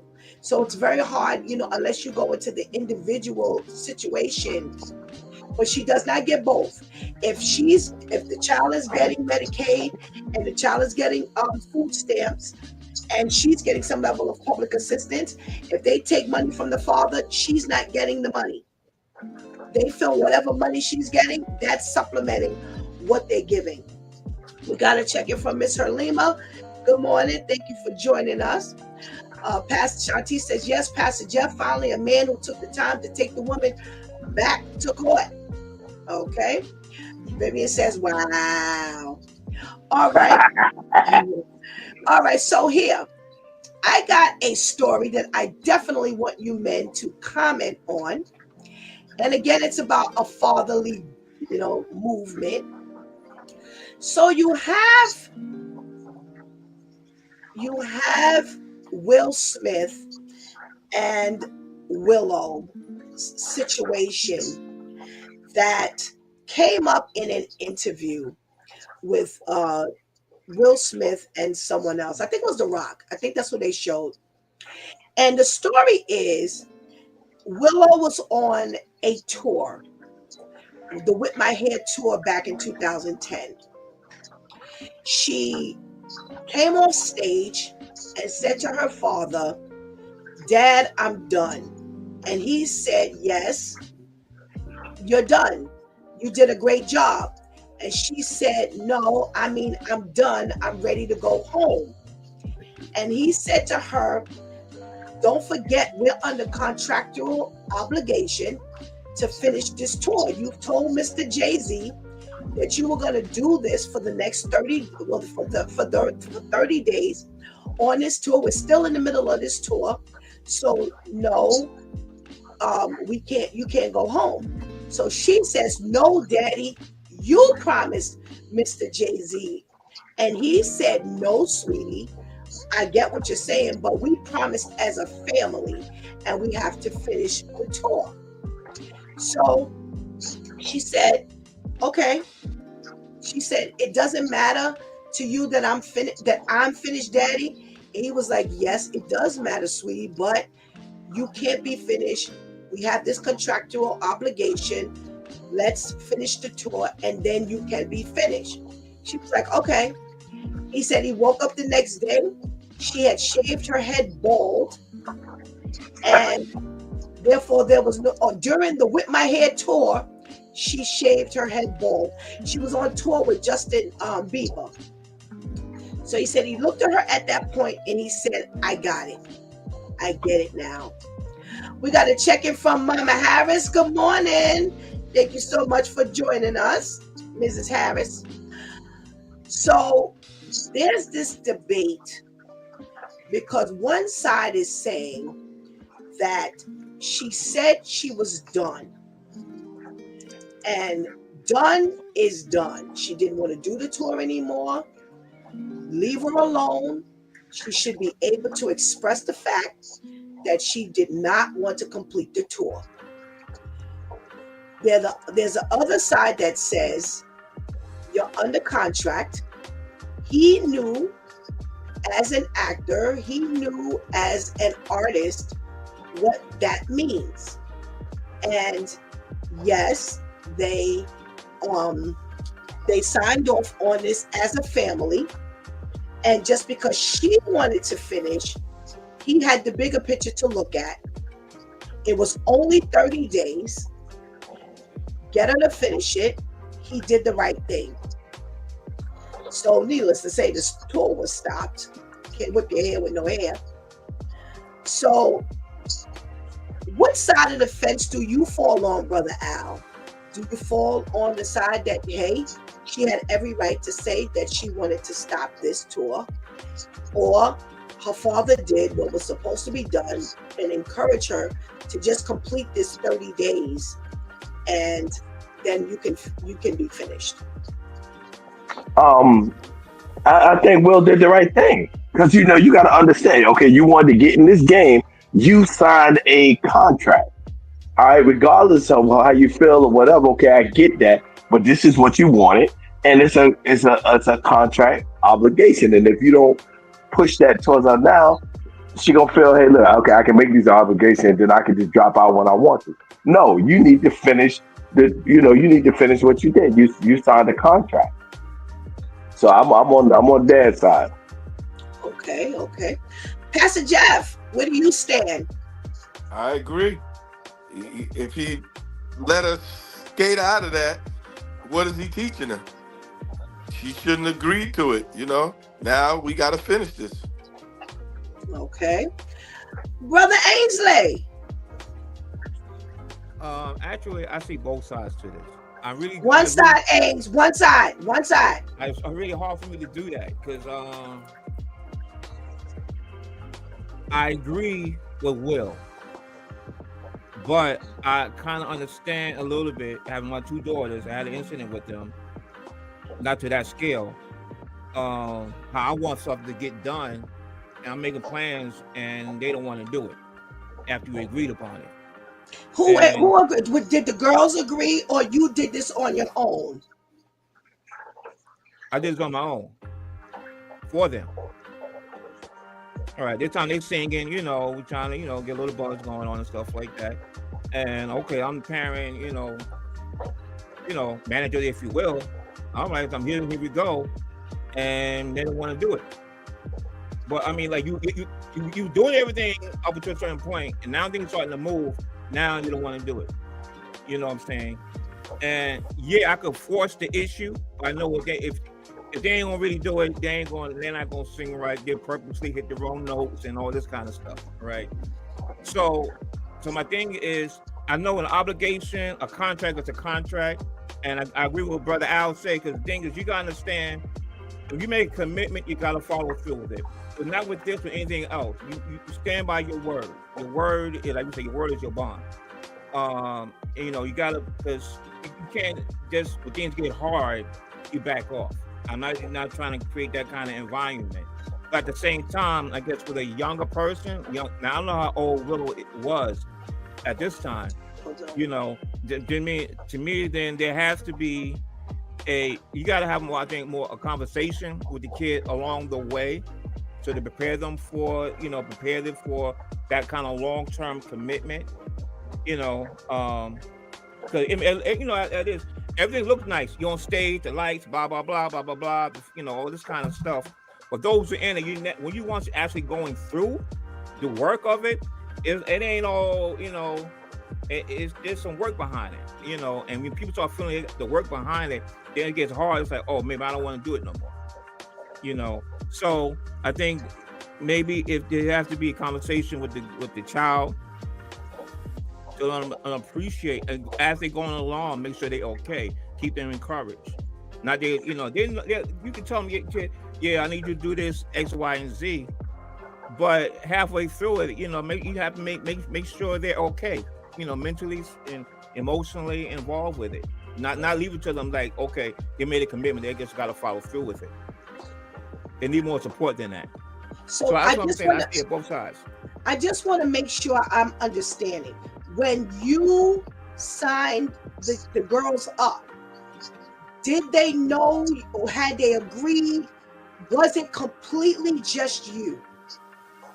That I'm still unclear about. Which one was that? No, I did it on their behalf. I was making moves. No, on I'm their- not asking. No, that's Right, not what I'm okay. asking. I understand you were doing it on their behalf. My Right. question is, did they know and did they agree to it from the beginning, or was this just you who said, hey, I see an opportunity, I'm going to sign the girls up for it? Which one was it? I did it. I'm out Okay. like that. All right. So at that point, this is a different story because this is something that they all agreed to. She did. They had sold. She's 10 actually. To answer your question, she was 10 years old. So her record sales at this point, her record sales had climbed to. Wait now. I remember that. It was some 100,000 something, whatever. She had climbed to. So because of that, that's why she sees the fame of the fame of the accomplishment of the actual record sales. So now this is something that they get the offer and she agrees to. So that's a little different because that's not the case here. The case is not Jada and Will signed her up for it. This was a family thing. It was discussed. She said okay, and now that's what was being addressed. So it's a little different than what you're describing. That's why I wanted to make sure I understood exactly. Right. Pastor KL, what say you? Well, I'm on the side of. First of all, I look at it from this point. Your daughter is probably screaming, shouting up and down. Yeah, I want to do it, Dad. Give me a shot. Give me a shot. Let me do it. And then I believe Will is telling her all that's involved in this, and she's still saying, "I want to do it." Now you get out there and realize there's more work than what you anticipated, and now you don't want to do it. Contract, great. I heard Al say contract, but your word is the biggest thing. Listen, I am not under contract for Pastor Steph and the Due Time crew, and there are no. Listen to me. And there are some days. I get you. There are some days when I do not want to talk to nobody. I only want to talk to me. But because of my word, because of what I said to Pastor Steph, and because of my word that I gave to God, that's my contractual agreement.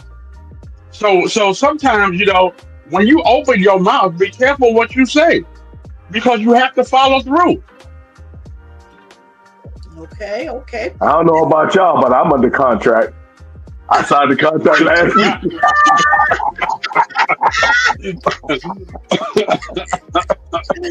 Oh, God. All right. Let's hear from the chat room. Shanti says, why would you allow your child to agree to something could possibly fall through due to the demand of everything? All right. Hold on a second. Due to the demand of everything involved, who is the adult or who is supposed to be the adult? Okay. Oh, I got an answer for you, Shantice. Vivian says, he did the right thing. She needed to understand how these things work. I bet he lost something or had to pay something for her dropping out. Terrence says, the pops is correct. He's teaching her the way of the business. She chooses to be a singer and be like her family. She loves to go through it with it, and she's about the family as well. Shanti says, I would not sign my child up for that. Teach them about commitment while teaching them discernment.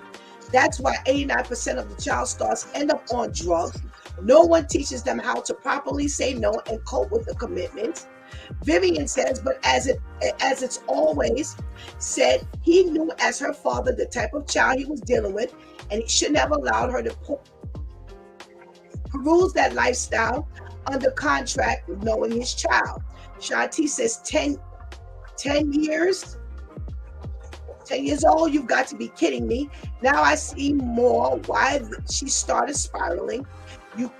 You couldn't be that greedy for clout as a family to allow a 10-year-old to agree to those type of demands. What is wrong with Will and Jada? And then we have Shanti says, no way, that's ridiculous. Serge says she's going to do the show with her being shoved.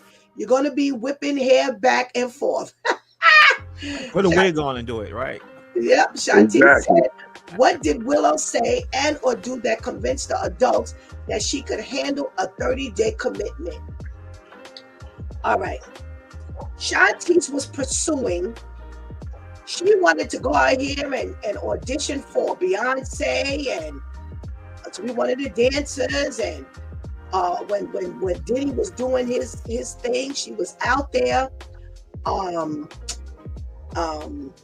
auditioning and all kinds of things. She asked me to let her go. We had the conversation.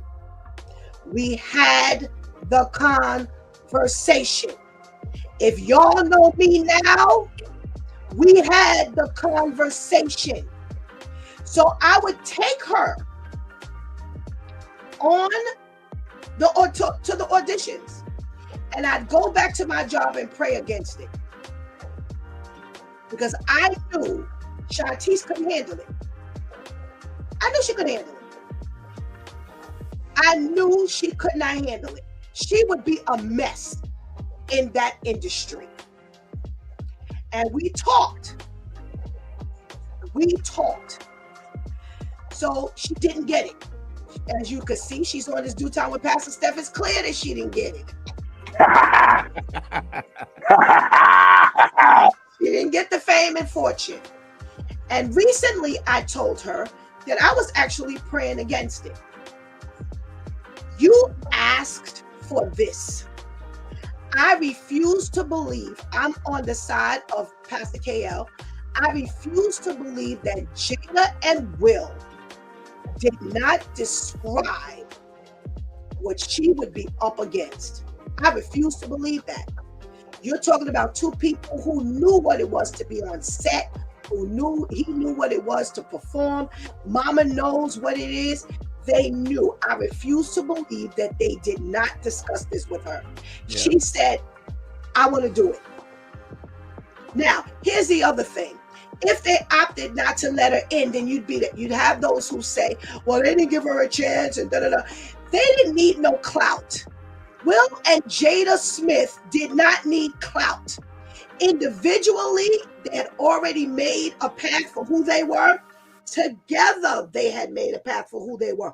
If they were without either one of the two, they were still going to do what they were going to do. Will didn't need Jada. Jada didn't need Will. Therefore, they didn't need Willow for the clout. She said, I want to do it.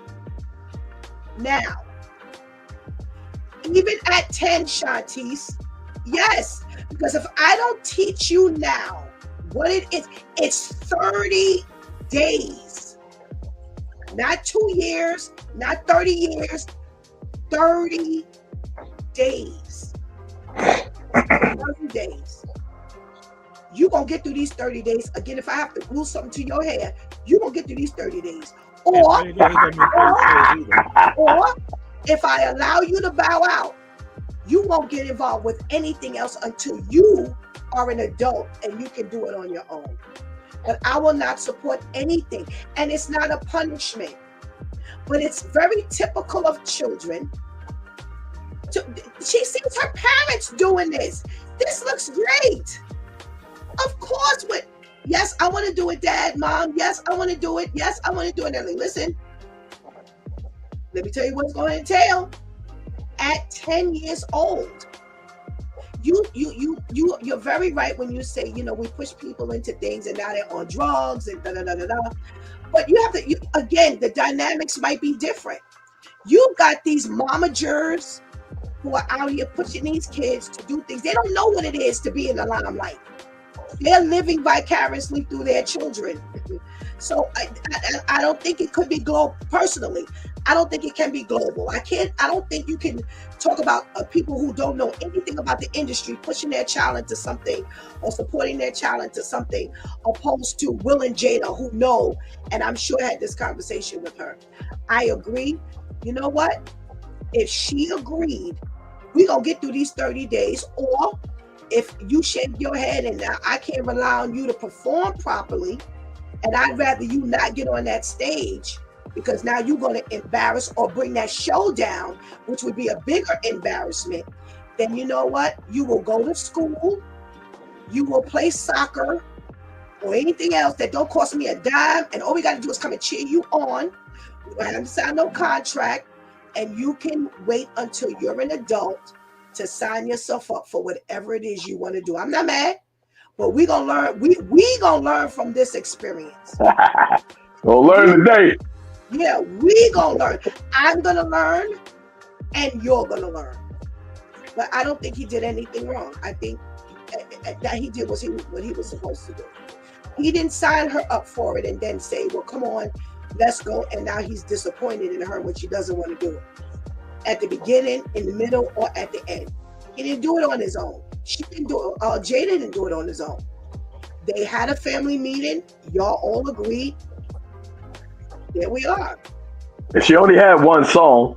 Ain't like he was doing a whole set. Yeah, one song. One song. Go out there for 5 minutes and get off the stage. Right. Maybe And if we don't, yeah. yes. 30 days don't mean 30 shows. I mean, you're just gonna be going away for 30 days. Right. So it's like, I don't know. I don't see how this could have harmed her in any way. You know, you see the breakdown, and okay. And we just did it different, Pastor. Either you go out there and whip your hair, or I'm gonna whip that booty. You take a choice.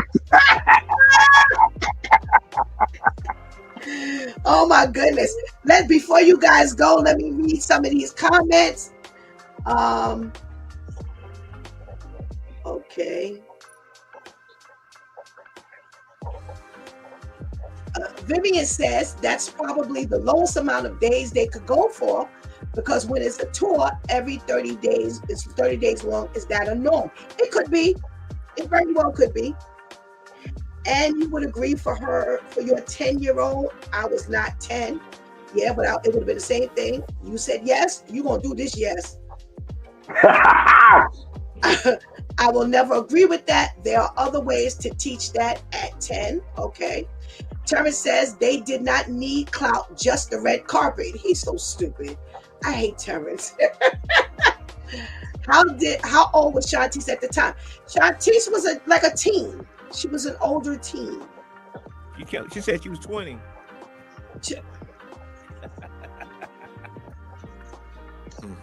I got to do the calculation. I think when you go to the show, you should beat her just to let her understand. I'm just saying. I think you should beat her. Wait, so okay, since I was 20. I don't know about that. I got to go back and do the calculation. That's too much pressure, Shantice. That's too much pressure. That's too much pressure for me to try to remember how old you were. I agree. Having to talk about decision making and holding onto what you say and do is important, because as you get older, you're going to be an individual who holds up to what you say and do. That's from Serge. Shanti says, and obviously that one song was way too much. I love these conversations. All right, my dude time man, as always, it's been great. You have sent us into a thought-provoking weekend, and I pray you have a blessed weekend. You too. You have a blessed weekend too. I'm going down to child support. See you Monday. Oh my goodness gracious. I love my due time crew. Boy, do they keep you stimulated. So the Bible says, let your yeas be yeas and let your nays be nays. And It says, train up a child in the way he should go, and when they get older, they will not depart from it. So if you blend those two, somebody said something in the chat room. They know their child. You know your child. And I agree. I agree 100%. You know your child. And I'll use my own example. If this were Tamasia actually seeking these auditions, it would have been different. It would have been different. Not that she would not have fallen, but I wouldn't have anticipated some different move. I would have anticipated some different movement from her. I've seen the two of them for who they, I see the two of them for who they are. And even when Shantice was going to high school, she was the first. Shantice is my oldest. She's 5 years older than her middle sister and 13 years older than her youngest sister. Shantice was the only one who was told to pick your high school where you can walk to. Do not pick a high school. You got to take a bus, a train, a plane. Don't even go there. And it wasn't because she wasn't strong. It wasn't because she was like this crazy kid. But again, as a parent, you have instinct. Some people call it discernment. But when you're a mother, you know that you know. If you pay attention to your children, she was not the type I was willing to put on a bus or train to go anywhere. Shawnice did not come, that's the second one. She didn't come with those specifications. Tamasia didn't come with those specifications. But Shantice did. Can I be honest? Shantice was the only one. Check this out. She was the only one, and she says it all the time. So I'm not telling her business. She was the only one who, at the end of the day, cut, didn't go. She was the only one who had all the problems she had. She was the only one. She was the only one of the three that had the problems that she had. The only one of the three. Every testimony Shantice gives on this broadcast, in her own personal switch tips, in her own time she's been on social media, Shantice is the only one who had those parameters, but ended up doing what she did. Don't tell me you don't know your kids. There was some things that Shantice talks about that take my breath away. I'm like, oh my gosh, she ended up doing that. And she didn't kill nobody. This was all self-inflicted stuff. This little stupid, silly stuff. It wasn't the end of the world, but still, like, as a mother, knowing that, what you did, and she was the only one in a barrier. The only one. And she missed the mark because of bad judgment. Now, can God use that to bring other lives to him? Absolutely. Because let me tell you something. I don't know one person who's been called to minister, to pastor, who ain't got some stories to tell. Look at Pastor Jeff himself. Look at Pastor KL himself. Look at Shantice. Look at Pastor Charlotte. Let me tell you something. God's going to give you a way to be. He's going to use you based on your experience. So what did I say for this Will and Willow thing? He knew his child, and so did Jada. And this is why they had the conversation. And there are times when you've got to take chances on your children based on what they say, because it's not going to always be what they've done, because children grow up and they have different things. Now, we talk about my middle child, who every time Shawnice asks for something, she would beg and beg and beg and beg. I want that, I want that, I want that. And Shantice could tell you, I'd go hunting all over the world to get her this thing. Shawnice would have it for 2 minutes. And after that, it was done. Done. Done. Done. She didn't want to have nothing else to do with it. I done searched all over the world for this thing, pay whatever money it is, but she didn't want it after that. And I got to know, and I got to learn that about her. But it wasn't until I actually did it and gave her the opportunity to show that I found out. Pay attention. So how does that leave Will, Jada, and Willow?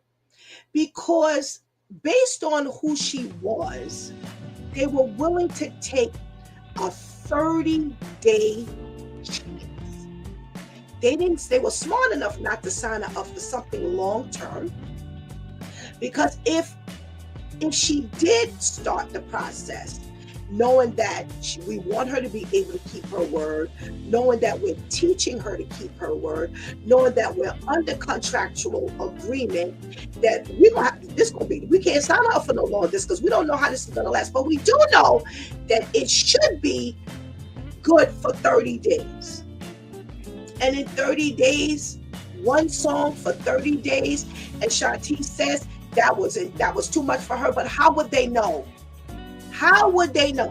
How would you know unless you gave that opportunity? After giving the opportunity with the conversation. So it wasn't where she just threw, they said, she took one and they just threw it out there and said, okay, well, you know what? But if they sat down as a family and they said, listen, this is where this is going. And knowing that they had only signed her up for 30 days, say, listen, she's going to finish this one way or the other. She's going to finish it. You can't fault them for that, for giving her that opportunity based on what they saw. They saw that she should be able. We know the grueling task of being out there. Jada knows what it is to be on set for hours, be tired, you in the rain, snow, sleet, hail. It don't matter. You're tired. You've been out there for 26 hours. Then you got to be back on set early in the morning and start this all over again. Will knew what it was to do that as well as to perform and be out there and be on tour. And they were bringing the real to her. And based on what they saw, they put together, they felt that she could do, and she should be able to do 30 days. Now, unfortunately, they found out that they were wrong. However, does that mean that she don't keep up with her word? Because I agree 100% with Brother Al. And surprisingly, when I read the comments of the article, most people said, 90% said, he had to go through with that the way he did. Because what are we, Pastor Jeff said it, what are we teaching our children when we allow them to just walk off from whatever they say they're going to do? Whatever they say they're going to do, you better do it. And I understand, because as a parent, that was one thing I always taught my kids. First of all, you better know why you're doing what you're doing. You don't want to meet me today. You tell me I don't know. Number two, understand your commitment. As Pastor KL said, there are days that, let me tell you something. As a pastor, I told y'all I had my Jonah experience. I told God no, and he made me pay for that thing. And I said to him that when it came to my realization, what happened, I said to God, I said, I will never tell you no ever again. You will never have to tell me to do anything twice. There are days where I cry, and I'm going to be transparent. There are days I cry because I just don't want to do it no more. I just don't want to do it no more. They get on my ever-loving nerve. Nobody wants to listen. Everybody's falling in a hole, but yet they right back at my feet, wearing me out. I'm only at 75% of my own capacity. I'm tired. I want to go to sleep. I want to do this. My body's aching. And y'all got full capacity of your limbs, your brain, your everything. You're acting like a bunch of dodos. Why are you putting somebody else through this? Go ahead and fall in the hole and stay there. I tried to keep you from going in the hole. You want to go in the hole? Then fine, don't come back. That's the feeling. I don't know one pastor who has not told me the same thing. I don't know one pastor who has not told me the same thing. So there are days where I just want to say, all right, God, maybe hell ain't as hot as it feels, as I think it is. but my word is what keeps me. I said to God, you will never have to tell me to do anything twice. Because I've given my word to the congregation that I am the leader that you were sent to. Because I have given my word to people, I have to keep that word. And a long time ago on Blog Talk, I told the story of how I learned to keep my word. It was something real interesting. But I learned to keep my word. I was a young person. I was a young adult. Just coming out my teens. But I was taught, you didn't say that. You said this. And I had never thought of it that way. I never thought of it that way. But it was like, you said this. And that's what I was relying on. And never again. Never again. Anytime I told somebody I was going to do it, by hook or by crook. If it means my last, now whether it means my last bit of energy, whether it means my last bit of dollars, whether it means my last bit of cents, mental, emotional, if I say I'm going to do it, I am going to do it. There may have to be like an adjustment or two, but I am going to get that done. And if we don't learn that from early in life, then we're not teaching our children anything. And we're supposed to train up our child in the way they should go. And we must train them to let your yays be yays and your nays be nays. Be careful of what you ask for. I know this may look like gravy. I said, Pastor KL and I and other pastors talk about this all the time. How many people out there, they want to be a pastor? Oh, they could do that. No, you can't. You can't even handle that. How you handling this? All of this, these moments of grandeur. Oh, I'm a this and I'm a that and I could do this and I could do that. Too much is given, much is required. I am watching people, young and old, black and white, male and female. I am watching them with these gifts and these talents, and they are airing themselves all over the place.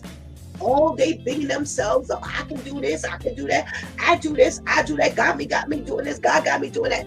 And they can't handle 1 + 1. And it's not any judgment. It's an assessment. And I'm saying to myself, too much is given, much is required. So you telling me God got you doing algebra, but you can't do basic addition? Because you got to master addition before you can master algebra, before you can master geometry. The Bible speaks of it itself. If you can't handle milk, you can't handle meat. God is going to give you milk before you handle meat. And all of these moments of grandeur that everyone is going through, and it's the same thing that happened with Willow. She's watching her parents with all of the lights, and they didn't took her to a concert or two, and it's like, I want to do that. And then now you up there, and it's like, oh, I don't want to do this no more. As Brother Al said, one song within a 30-day period. You got to do this 30 days. Even you had to do it 30 times. Start counting backwards. Do whatever you need to do to get to your one. But to much is given, much is required. Remember the parable of the talents.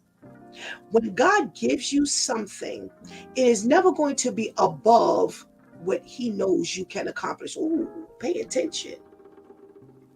He gave the 1 talent to the individual that he knew could only handle 1 talent. He gave the 5 talents to the one he understood could only handle 5 talents, or could handle the 5 talents. He gave 10 to the one he knew could handle the 10. The one who had the 10, the one who had the 5, they flipped it. They doubled it. But the one who he knew could only handle 1 did what with it? God knew he wouldn't come back, with it. But he used that to teach us a lesson. The wonderful part I think a lot of people miss in this parable is he gave according to what they could handle. It didn't say he just issued it out. So in other words, when you've got these moments of grandeur that you're looking at, and you say, oh, hey, I can do this, then everything in your life is comparable to what he's giving you. So in other words, if he's giving you a 30-day tour, he's not expecting you to handle it as though it's a 2-year tour. Focus on the 30. But here's what she did. She focused on the 2-year, 10-year tour. I can't do this. I'm tired. I don't want to do this anymore. All you have to do is do the 30 days. That's what you committed to. And God is not going to exceed with what he gives you than more than you can actually accomplish. He didn't give the one to the one and then he expected him to handle 10. He says, I know you can handle one. Just work on that one.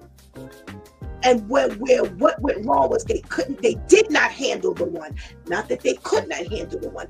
But again, I'm watching young and old, dark and white. I'm like, what is happening here? How can you do all of this? And I'm looking at you here, you can't handle anything. You complaining about what you got in your hand, but yet you want God to just deliver you and excel what you got going on. And it's like, wait a minute, it don't work like that. If you notice that you can't handle natural things,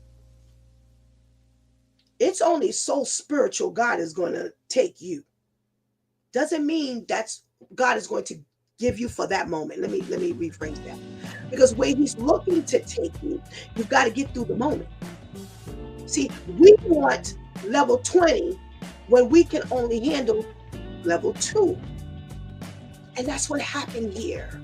I'm so glad to hear, when I was looking through the comments, I was really, really happy to read that was a general consensus. Because again, I paralleled it to the word of God. It wasn't what I felt. It wasn't what I felt.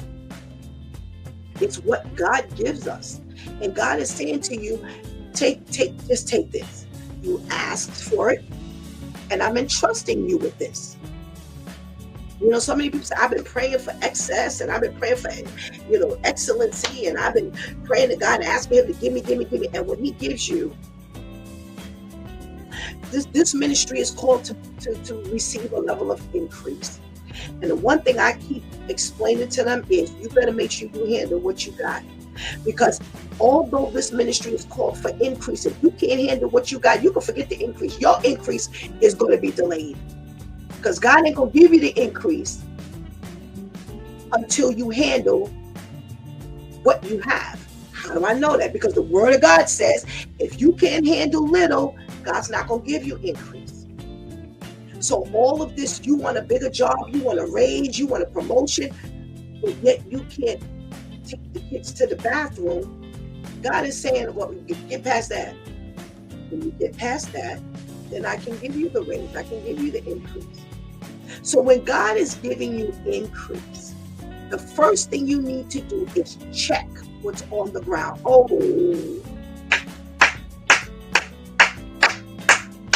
am I handling what's on this ground?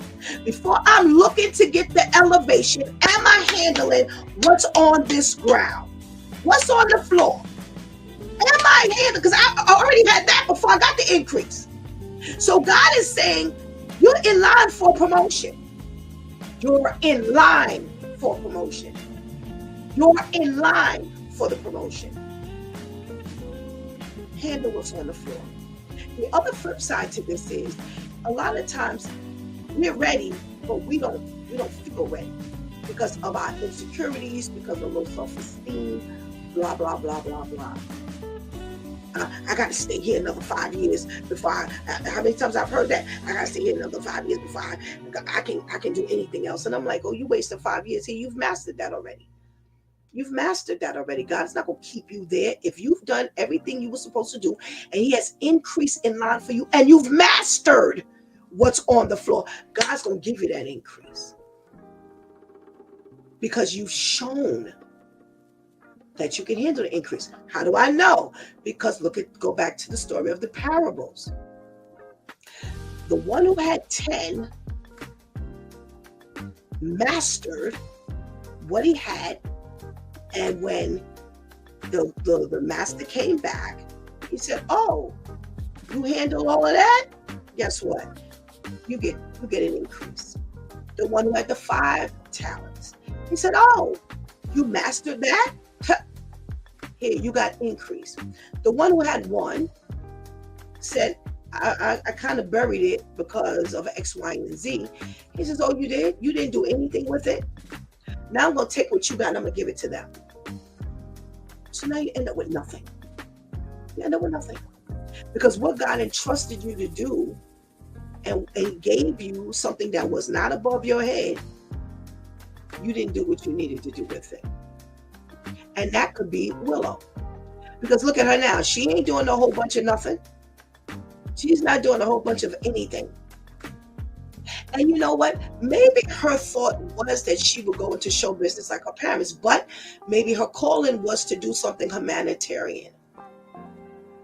You know, maybe she was supposed to go out and you know, deal with domestic violence, or, you know, deal with unwed mothers, or it could be anything. It didn't necessarily mean that she had to go into show business like her parents. She could be doing anything. The call on her life could be anything.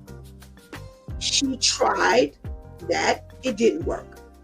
It may be like Shanti said, it just didn't work for her at the age of 10. Nothing wrong with that. Nothing wrong with that. But you're going to complete this obligation.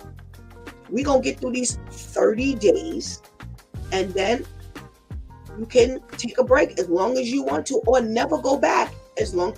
But you, because that's what gives the parents the confidence that they can entrust you with something else. Go back to the talents. You didn't do anything with what I gave you, but now you want me to do what? That's why I said she could have stopped, cut her hair, and I didn't force her to wear the wig, or I forced her to wear the wig, and now she's like, I'm with my hair back and forth. I'm with my hair, and I'm like, okay, no, you're not gonna get out here and embarrass us. So you know what? You ain't got to worry about going out there no more. But be careful of what you ask for going forward, because I'm not supporting it, because I'm not going to put us in line of going through the same thing again. You will commit to things that won't cost us anything. So if you commit to the soccer team, if you commit to playing the trumpet, if you commit to, you know, acting in the school plays, fine. But as far as anything external and on a larger scale, we're going to leave that alone until you can do it yourself. And you can, I'm not mad at you, but that's the way we're going to go forward. Period.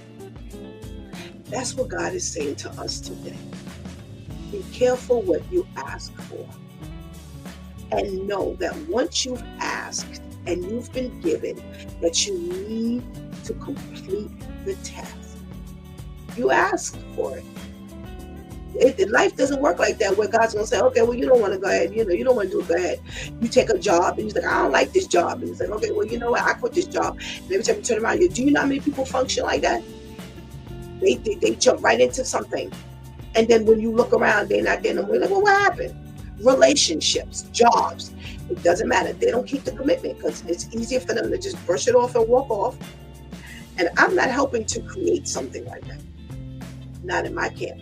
If you turn out to be like that, that's on you, but it ain't going to be, because I didn't do what I needed to do for you, to teach you. So when you ask and God gives it to you, you make sure you handle it properly. That's the first thing. Make sure you don't get all big-headed. Don't get all big-headed. Oh, now I'm a pastor, so that's what happens to a lot of pastors. There's a Bible verse that says that certain things aren't given to us because if it's given to us, we wouldn't know how to handle it. That's what the Bible says.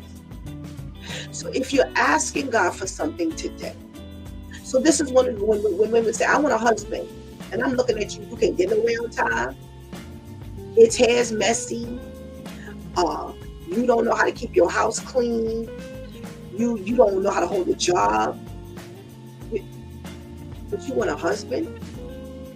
Don't work like that. Master who you are. So you're asking God for a husband. Here's what God's going to do for you. Or wife. Here's what God is going to start doing for you. He's going to start setting you up for success. Excellent success. That's what he's going to set you up for. So while you're waiting for the husband, you need to be preparing to be that wife. Because see, when you get the husband, you're going to be looking for him to be that husband. But you can't be a mediocre wife or a husband. You want that wife, she's going to cook and clean and do all of this for you, but you're going to be the mediocre husband. No. So if you ask God for something, and if he has it within his will to give it to you, you make sure that the next thing you do is you show God, I'm ready for this thing. That's why when people ask me to pray for them for a job, I don't pray for that. And I don't let people believe I'm praying for them. They say, oh, that's stuff. Girl, I don't have no job. I lost my job. Can you pray for me to get a job? No, I'm not going to pray for you to get no job. What I'm going to do is I'm going to pray for God to reveal what it is you need to do. Because God knows you need a job. You ain't got to tell God, girl, these bills are piling up. I got rent to pay. I need a job. God already knows that. He has already promised to supply our every need. He ain't forgot the fact that you need a job.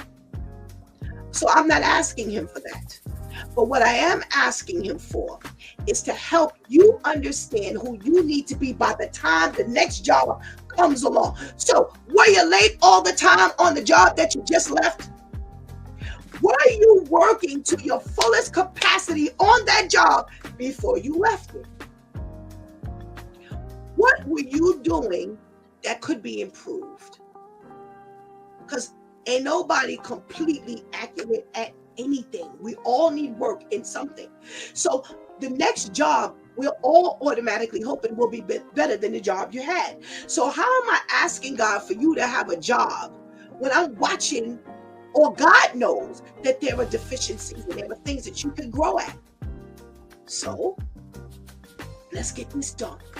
So I'm going to pray to God that you know how to honor time, how you will learn to accept authority. You'd be surprised at how many people struggle with basic authority. I see people on jobs, and remember, I did it. My job, it was in HR for 20 years. I watched this and how simple things couldn't be accomplished. I'm like, and y'all get jobs, simple stuff. So you need to make sure that when you're asking for these things, that you are showing God that you're ready to be moved to the next level. God, I'm asking you. All Willow had to do was complete the 30 days. Then whatever break she took, she would know how the 30 days was. She would know going forward, this is all that it entails. And I'm going to sign on, if ever, for another 30 days because I know I barely handle that. Or I can actually do this. I can now do 45 days. That's what God needs you to understand today. Again, at the end of these shows, what are you picking up? What are you asking God for, but yet you ain't prepared for? Dang. Ooh, that one hit. What are we asking God for, but we ain't prepared for? Because I'm telling you, if my eyes can see it. I'm watching people who are asking for a home who can't pay rent on time because they mess up their money, because they're misspending. How are you handling a home? Right now, you've got rent and Con Edison. In a home, you got rent, Con Edison, the gas, water, repairs, aesthetics. You got it all. But you want a house? Nah, be careful with that. So go again. I told you yesterday, and I'll tell you again today. And yesterday, I did get feedback that, you know what? Your closing sealed it for me. Your closing answered it for me. Your closing gave me understanding. You know why? Because my closing is not coming from me. I don't know what I am going to say during the show or post-show. So know that no matter who it is that's watching, whether you're watching live, whether you watch the replay, what is God saying to you about your prayer and asking for increase, because that was the example we were given today. Every single story we have is an example. It is not just something to talk about. God gives us everyday life things that we are dealing with in one way or another. How are we handling it?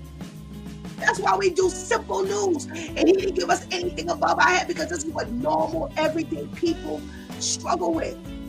We did a story where the woman was cheating on her husband with an older gentleman who was a friend of the family, of the entire family. A friend of the family. You got that close. You cheated on your husband. How did that pay off for you? How are we stepping outside of boundaries and we want it to work for us? How are we doing things that we clearly know is wrong, but we want it to work for us? How many times we do things that we know is wrong and it ain't working and we don't stop?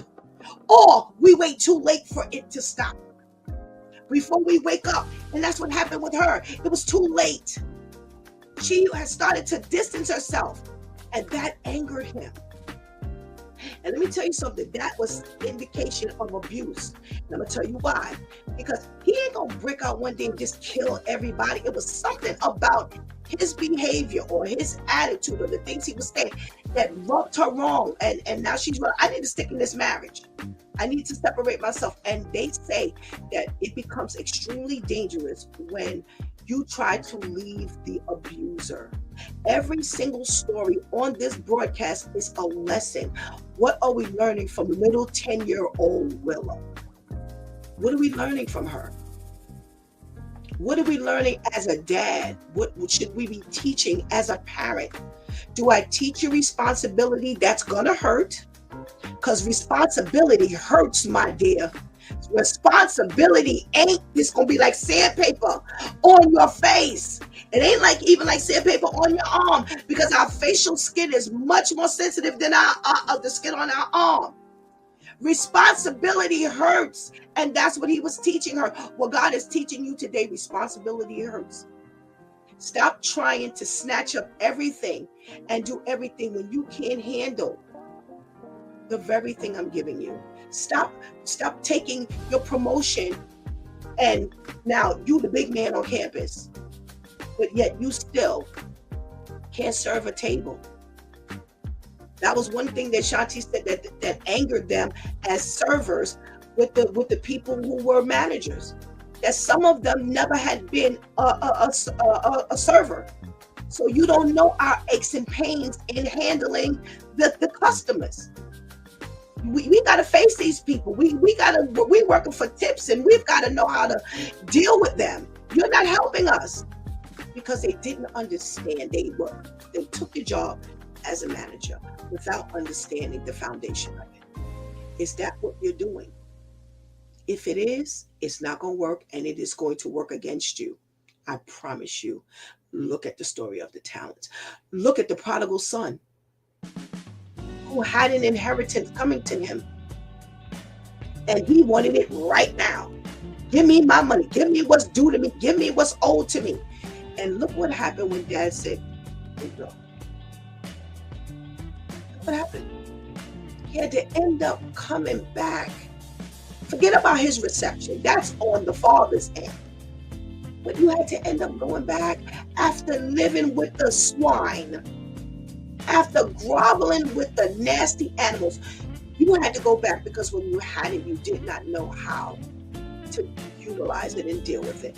So if God gives us these things too soon, remember I told you the scripture that says, God says, there's certain things that you will do, but if I give it to you right now, you're going to destroy it, because your arrogance, your lack of understanding, your conceit is going to destroy it all. And you may destroy things before you even get a chance to get there. And that's what happened with her. She destroyed her name. Even at 10. Shanti's saying, well, there's an expectation of a 10-year-old. Guess what? Too much is given, much is required from very young. When Mariah signed on to work with you all on, with all due respect, y'all expected her to stand up to her commitment, which she said she would do. You wouldn't allow her to slack off. And what was she? 10? You wouldn't allow her to slack off because you were teaching her, all right, you signed up for this, you're going to complete the task. So think about it. It's all in our preparation that leads us to today as adults. And I'm telling you that what I'm looking around with, I'm not telling you what I'm seeing in the children. I'm telling you what I'm seeing in adults. That they get stuff too soon because they didn't beg God for it. And God said, you know what, just go ahead. And they've trashed it. Or they get it and they ask for it and they get it. And then it's like, I didn't realize it was this. I'm watching all of this. I'm talking to you as adults. I'm not talking to you as children. So I always tell you, big messes were once little messes. And we've allowed those little messes to grow to be big messes. Don't be a big mess. Okay? Please don't be a big mess. Utilize our stories today. Utilize the word from God today. And the word of God is not going to always come through where it says God said. God said. It just has to be our lifestyle and the way we speak and the way we think. Just so happens God has me continuously saying the word of God says. But you're not going to always get the word of God that way. Sometimes you'll just get it in principle. But you're going to have to study the word of God so that you understand that even in principle, when God's name is not mentioned, that is still godly principles. Okay? Now, before I close, let me say to you that Monday evening, we will be getting another segment of There's More to Be Said. I thank you all for last week Monday's premiere or Monday's premiere. It was amazing. Thank you so much. Well, I'm telling you something. We got a video or a set of videos to show you that's going to be like, wow. So I'm already inviting you to join us again on Monday at 9:00 p.m. right here. There's more to be said. And trust me when I tell you, it's a lot to digest, but we have to talk about it. And that's what this segment is being made of. We're not going to talk about them little things. We're talking about these little stories. We're talking about these big things. So please make sure you set your alarm for Monday at 9:00 p.m. to be right here or on Facebook Live. And if you missed last week Monday, you can go right back here on the Closer Walk Christian Talk Christian Media Network, or go back to Facebook, Coach for Christian Life, or go back to Spreaker, iHeartRadio, Spotify, Apple iTunes, Apple Podcasts, Audible.com, Amazon, almost any platform you can. As for a podcast, we're there. To go back and check out last week. The conversation was great, but I promise you, this week's conversation coming up, God Spares Our Life, is going to be unmatched. So I'm looking forward to sitting and chatting with you all. Again, thank you for your support. Thank you for your love. I could not do this without you. You've been watching It's Due Time with Pastor Steph. Join us Monday through Friday from 7 a.m. to 9 a.m. where we discuss matters of the heart, mind, and spirit. As you go through your day, be sure to set your mind on things that are above, not on things that are on the earth. They will only serve as a distraction. Remember, prayer changes things. It's Pastor Steph signing off, and I want to thank my Due Time crew, the men, for always sending us into a thought-provoking weekend. Thank you for hanging out with us, and man, do y'all keep this chat room humming, especially like today. See, that's how I know when things are always real personal to each and every one of you, things that you can identify with, things that you got a whole lot to say. Well, there's more to be said. There's more to be said. Please do not miss this opportunity right now to give your life to Christ right now. Please do not miss this opportunity to strengthen that relationship with the Lord right now, because later is not promised to us. Until Monday, God spares, where we'll be shaking the Monday morning blues. Until then, I love you.